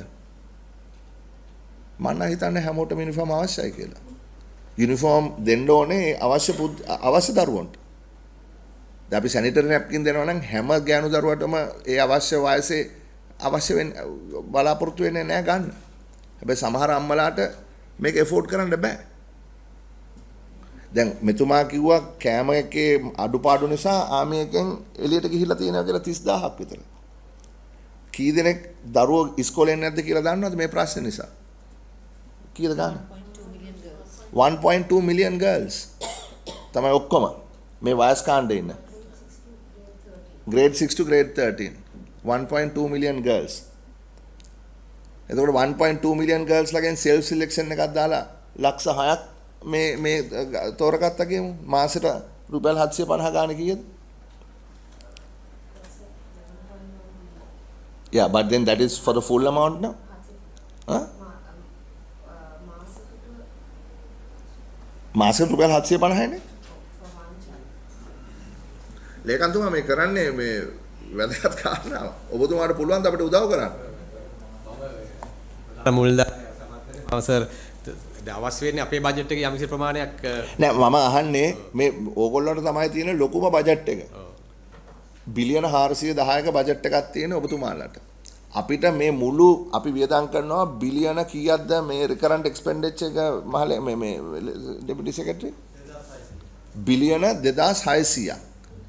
මේ බිලියන 2600න් අපිට පුළුවන් ද බිලියන 6ක් හොයාගන්න මේ ලක්ෂ 6ක් අපි විශ්වාස කරන අඩු ගානේ ලක්ෂ 6ක් දරුවන්ට මේ සනීපාරක්ෂක පහසුකම් මාසිකට සැරයක් ලබා දෙන්න වවුචර් එකක් දෙන්න. ඒකයි අහන්නේ. ඔබතුමා තමයි බජට් එක හදන්නේ. ඔව් සර්. ඒක සර් අපි දැන් මම අහන්නේ ඔබතුමාගෙන් නෙමෙයි මේ ලේකම්තුමාගේ මුදල් ලේකම්තුමාගෙන් අහන්නේ. දැන් මේ වෙලාවේ සර් එකපාරට දැන් බජට් එක ඩිපාර්ට්මන්ට් සහ මිනිස්ට්‍රීස් වලට බෙදලා තියෙනකොට දැන් අපේ මිසෙලෙනියස් වෝට් එකේ මේ පාර නැහැ. ඔය කියන amount එක බිලියන 6ක් ගන්න ක්‍රමයක් නැහැ. ඉස්සර තිබුණා මේ අවුරුද්දේ නැහැ. ඊට පස්සේ දැන් අනිත් බජට් ආයතන වලින් අඩු කරලා කරන්න පුළුවන්ද කියන එක පොඩ්ඩක් questionable මේ වෙලාවේ එකපාරට උත්තර දෙන්න අමාරුයි. මොකද ටයිට් බජට් එක මේ පාර දීලා තියෙන්නේ. ඉතින් අපේ මොනවද ප්‍රයොරිටි? අපේ දරුවෝ අපිට ප්‍රයොරිටි නැද්ද? පාරවල් වලට කොච්චර දෙනවද? නෑ මෙහෙම නේද අපිට සභාවෙත් අපේ තියෙනනේ කන්ස්ට්‍රේන් IMF එකේ ඒතර කැපිටල් වලින් අඩු කරන්න ක්‍රමයක් නැහැ. මොකද කැපිටල් වලින් 4% GDP තියන්න ඕනේ. ඒතකොට එතනින් අපිට ෆ්‍රීස් කරලා වෙන තැනකට රිකරන්ට් වලට ට්‍රාන්ස්ෆර් කරන්න බෑ. ඔබතුමා කියන කරස කරන්න වෙන්නේ රිකරන්ට් එක ඇතුළෙමයි. රිකරන්ට් එක ඇතුළෙම කරන්න තියෙන එක මේ අද කරේ දැන් කරේ කැපිටල් එකෙන් ගෙනාවේ රිකරන්ට් එක තමයි 2023 එකක් නෙමෙයි තියෙන්නේ 2024 එකේදී සභාපතිතුමා ඒක මේ පාර කන්ඩිෂන් එකක් විදිහට ඒක දීලා තියෙන්නේ. 2023 නෙමෙයි 24. දැන් අපි 24 කරනකොට ඒතකොට ඒ පැත්ත නෙමෙයි රිකරන්ට් එකෙන් විතරයි කරන්න පුළුවන් වෙන්නේ ඔය වැඩේ. ඒක රිකරන්ට් එකේ මේ වෙලාවේ අපි ගාව ඇත්තට තියෙන්නේ ඔය බජට් ප්‍රොපෝසල් අරවමෙන් පස්සේ බිලියන 6 අතේ තියෙන්නේ. දැන් 6 ඇතුලේ එකපාරට උත්තරයක් දෙන්න වෙන තැන් වලින් ප්ලීස් කරලා කරන්න පුළුවන්ද කියන ටිකක් බලන්න වෙනවා. නෑ මම ඔබතුමාට දැන් කියනවා නෙමෙයි අපිට 10 වෙනිදාටනේ 13 වෙනිදානේ බජට් එක පාස් කරගන්න. ඉතින් අපිට පුළුවන් නම් ෆිනෑන්ස් මිනිස්ට්‍රිය ගන්න 13 වෙනිදානේ ෆිනෑන්ස් මිනිස්ට්‍රියනේ මේ වෙනස්කම් ටික කරන්න පුළුවන් වෙන්නේ. ඉතින් අපි සාධාරණ ඉල්ලීමක් කරන්නේ. මම දන්නවා ඔබලා සියලු දෙනාට මේක අදාළ නැහැ. නමුත් ඔබලා ඉන්න තැන මම ඇහුවේ මොකද ඔබලාගේ තමයි තියෙන ලොකුම බජට් එක. ඕගොල්ලන්ට පුළුවන් නම් කියන්න. හරි අපිට බිලියන් එකක් මේ බිලියන් 410න් අපිට බිලියන් එකක් රිලීස් කරන්න පුළුවන්. හරි. ඒ වගේ දැන් අපිට අමාත්‍යාංශ කීයක් තියෙනවද? 30ක් තියෙනවනේ. මේ අමාත්‍යාංශ 30න් අපිට බිලියන් 6ක් එකතු කරගන්න පුළුවන් නම් මේ වැඩේ කරන්න පුළුවන්. මේකේ ලොකුම බජට් එකක් තියෙන්නේ අධ්‍යාපනයේ තියෙන මේ සබ්සිඩිස් වල තියෙන ඉන්එෆිෂන්සිස් අයින් කරගත්තොත් සර් විභාග පැවැත්වීමේ සිට එතන ලොකු ස්පේස් එකක් තියෙනවා කියලා මගේ අදහස. ඒතකොට සර් අධ්‍යාපන අමාත්‍යාංශයේ බජට් එකේම ඇඩ්ජස්ට් කරලා මේක ආරම්භයක් කරන්න පුළුවන්. උදාහරණයක් වශයෙන් පොත්වලට විභාග පැවැත්වීමට ඒ ගෙවන ගාස්තු අරෝමය බැලුවම සර් ඊටාම අධික සහ ගණන් එතන තියෙනවා. ඉතින් ඒක ඇනලිසිස් එකක් කරලා කරගන්න පුළුවන් වුණොත් මට හිතෙනවා එතන යම් කිසි ස්පේස් එකක් හදාගන්න පුළුවන්. මොකද අනිත් සියලුම අමාත්‍යාංශවල අපි වෙන් කරලා තියෙන්නේ මෙහෙයුම් සහ පරිපාලනය සඳහා ඉතාම අත්‍යවශ්‍ය ප්‍රමාණයක් විතරයි සර්. ඉතින් ඒකින්ද මට හිතෙනවා මගේ පුද්ගලික අදහස වෙන්නේ අධ්‍යාපන අමාත්‍යාංශයේ විභාග පැවැත්වීම ඔය මං කියන කාරණා ටිකෙන් පොඩ්ඩක් ආයි රිවිසිට් කරලා බැලුවොත් පුළුවන් සර්. එතන DG අපි ඉල්ලීමක් කරන්නම් ඔබතුමාලට ලිඛිතව මේක ඉදිරිපත් කරන්නම්. මොකද අපි දැනට සෑහෙන සාකච්ඡා කරලා තියෙන්නේ. පොඩ්ඩක් බලන්න. ඇත්තටම බලන්න අපිට මේ වැඩේ කරන්න පුළුවන්ද කියලා. ඇත්තටම බලලා අපිට මහා ලොකු දෙයක් හැටියට මම දකින්නේ නැහැ. බිලියන 6ක් කියන අපි ඔයගොල්ලන්ට ලියුම ලියලා තියෙනවා. මේ ලියුම අපි උත්තරයක් මේක ලෑස්ති කරා. දැන් ඇත්තටම සර් දැන් මේක මේ අවස්ථාවේ නැතුව අපිට අයවැය හදන වෙලාවේ ප්‍රතිපත්ති මේ තීරණයක් විදිහට තිබුණා නම් නැත්තම් මේක අයවැය යෝජනාවක් වගේ තිබුණා නම් සර් මේක අපිට මේ වෙලාවේ සලකා බලන්න ක්‍රමයක් තිබුණා. නමුත් සර් දැන් මේ අයවැය ඉවර වෙලා අන්තිම මොහොතේ මේක දාන්න ගියාම තමයි මේ ප්‍රශ්නේ තියෙන්නේ. ඉතින් අපි කොච්චරනම් වෙනස් කරනවද කමිටි ස්ටේජ් එකේ? ඔච්චර ලොකු චේන්ජස් කරේ නෑ නිසා අපි බිලියන් 6ක එකක් ඔහොම අනිත් අමාත්‍යාංශ වලින් අරගෙන කරගෙන අපි අයවැය යෝජනාවක් තිබ්ච ඒවා දැම්ම මිසක් ඔය වගේ ट्रांसफර්ස් කවදාවත් කරලා නෑ. ඔයගොල්ලෝ හිතුන්නේ නැද්ද මේ වගේ අයවැය යෝජනාවක් ගේන්න ඕනේ කියලා? තිබුණේ නෑ නිසා කිසිම පොලිසි ඩිසිෂන් එකක්වත් එහෙම එකක්වත් කැබිනට් පේපර් එකක්වත් එහෙම තිබුණේ නෑ. එහෙම තිබුණා නම් සර් හරි දැන් අපි ගේනවනේ. දැන් අපි යෝජනාවක් ගෙනලා තියෙනවා මේ මුදල් කමිටුව හරහා. ඔයගොල්ලෝ බලන්න ඔයගොල්ලන්ගේ හැකියාව කුමක්ද කියලා. එතකොට අපිට ඒ අනුව ක්‍රියාත්මක වෙන්න පුළුවන්. That's all. So talk. You all see how much excess money you have. If you have excess money, you can allocate back to the treasury so that we can use it for this purpose. විභාග දීවනා විලීම දීවනා જાති 187ක් තියෙනවා. You are the man, no? You better look at it and you better tell us. You are the man who's running it, not me. Right, thank you. That's all. Everybody else. මම කාලේ අධ්‍යාපන අමාත්‍ය හිටිය නිසා මම කියන්නේ ඔතන ඇත්තට අපි ගත්තොත් එහෙම නිලැඳුම් දෙන එක ගත්තොත් එහෙම නමුත් සියලු දෙනාටම ඒක ඔය නිලැඳුම් ගන්න නැහැ. නමුත් ඒ ප්‍රමාණය බජට් වෙනවා. එන්නේ පැත්ත සර් බැලුවොත් එහෙම ඔය අධ්‍යාපන අමාත්‍යාංශය තුලින්ම පුළුවන් ඕක මේ ස්පේස් එකක් හදා ගන්න පුළුවන් අධ්‍යාපනයේ ඇතුළෙන්ම. ඉතින් ඇයි අනේ ඔයගොල්ලන්ට බැරි වවුචර් එකක් දෙන්න? ඇයි හැමෝටම මේක නිකන් දෙන්නේ? වවුචර් එකක් දුන්නා නම් ඕන අම්මා ගන්නවා නැති අම්මා ගන්නෙ නෑනේ. නැති අම්මා ගන්න ඕන අම්මා ගන්නෙ නෑනේ. දැන් වවුචර්ස් තමයි ඉස්සරහට සජෙස්ට් කරලා තියෙන්නේ දැන් සල්ලි. දැන් 24 දෙනේ වවුචර්ස්ද? එහෙමනම් වවුචර්ස් දුන්නා නම් ඒක ඇතුළෙම ඉන්ටර්නලි ඇලොකේෂන් එකක් කරගන්න පුළුවන් වෙයි සමහරවිට. ඒකයි ටෙක්ස්ට් බුක් පින්ටින් වලට දිනේ කියනොත් ඔය ගානම යන්නේ. ඔව් එතනත් පුළුවන්. සර් දැන් මෙතුමා CF එතන ඉඳපිට මටත් හිතෙන්නේ සර් මේක ඒක ඇතුළෙම ස්පේස් එකක් තියෙනවා. Right, if you can do that we will අපි බොහොම සන්තෝෂ වෙනවා කරගන්න පුළුවන් වුණොත් අපිට ඒක දැනුවත් කරන්න. Right. Yeah, so the gentleman from the defense can leave. I want the finance ministry officials to stay. I have some other matters I need to take. Thank you very much. Thank you.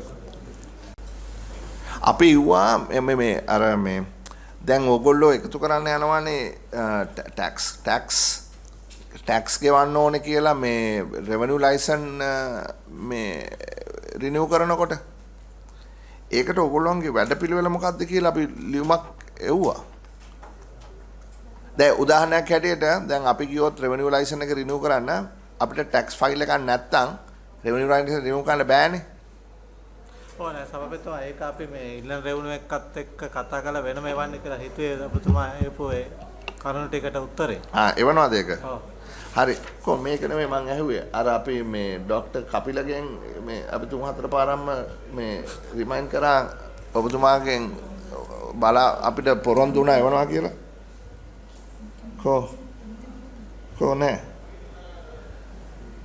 I mean, submit progress report on the breakdown of 120 budget proposals for 2023. දැන් ඔබතුමාට අපි කලින් මේක මේ directive එක දීලා දැන් මම හිතන්නේ මාසයක් විතර වෙනවා. ඊට පස්සේ ඔබතුමාට අපි කෝල් මං හිතන්නේ සෑහෙන ප්‍රමාණයකුත් ගත්තා. ඒක හදලා තියෙන කියලා එවනවා කියලා කියනවා ඔබතුමා. එවන්නේ නැහැ. ඒක මොකක් හරි හේතුවක් තියනවාද එවන්නේ නැත්තේ? නැත්නම් ඒක සභාපතිතුමා අපි ඒක දැන් රිවිව් කරනවා බජට් ප්‍රොපෝසල් ටික බලලා ඉවරලා අපි දැන් බදාද මීටින්ගක් තියෙනවා. ඉතින් පස්සේ රිවිව් කරලා අපි එවන්නම් ඒකේ ප්‍රෝග්‍රස් එක.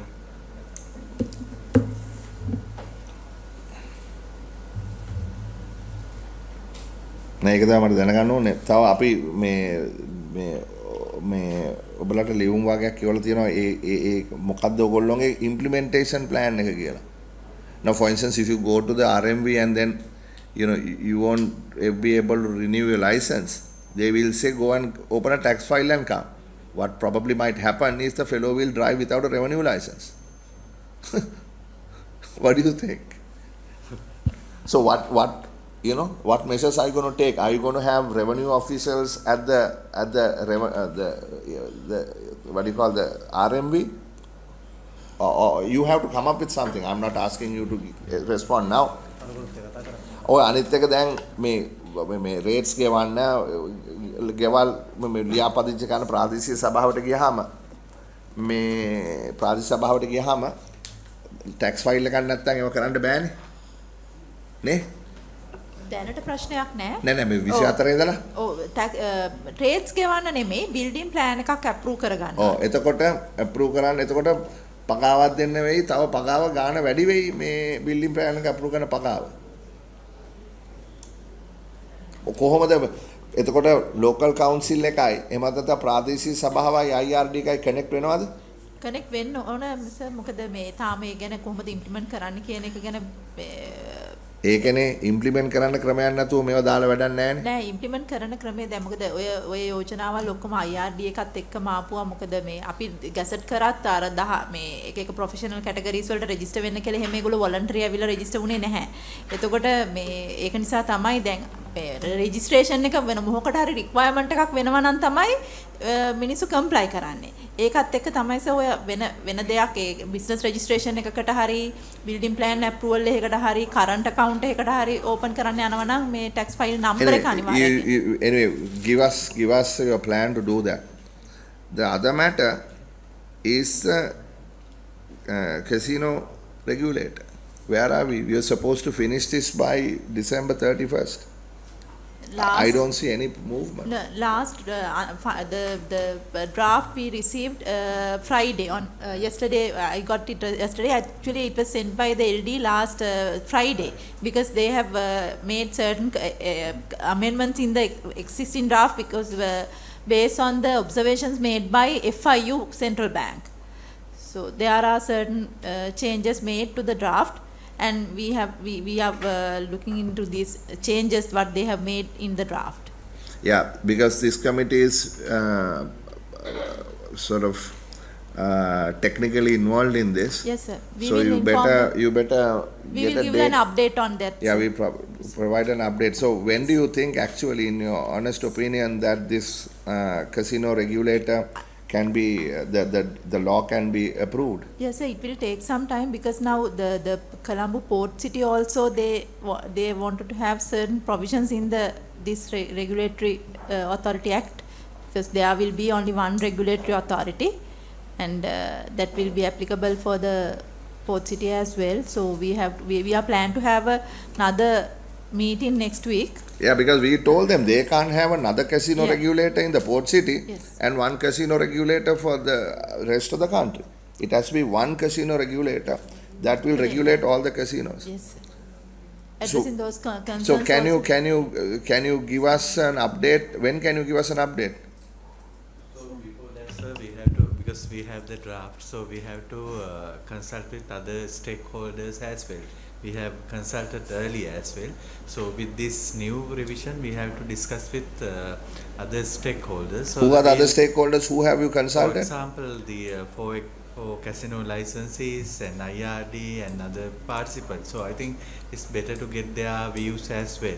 No, there's nothing about getting their views because you gave us a timeline. In that timeline, you said when the stakeholder engagement was going to take place.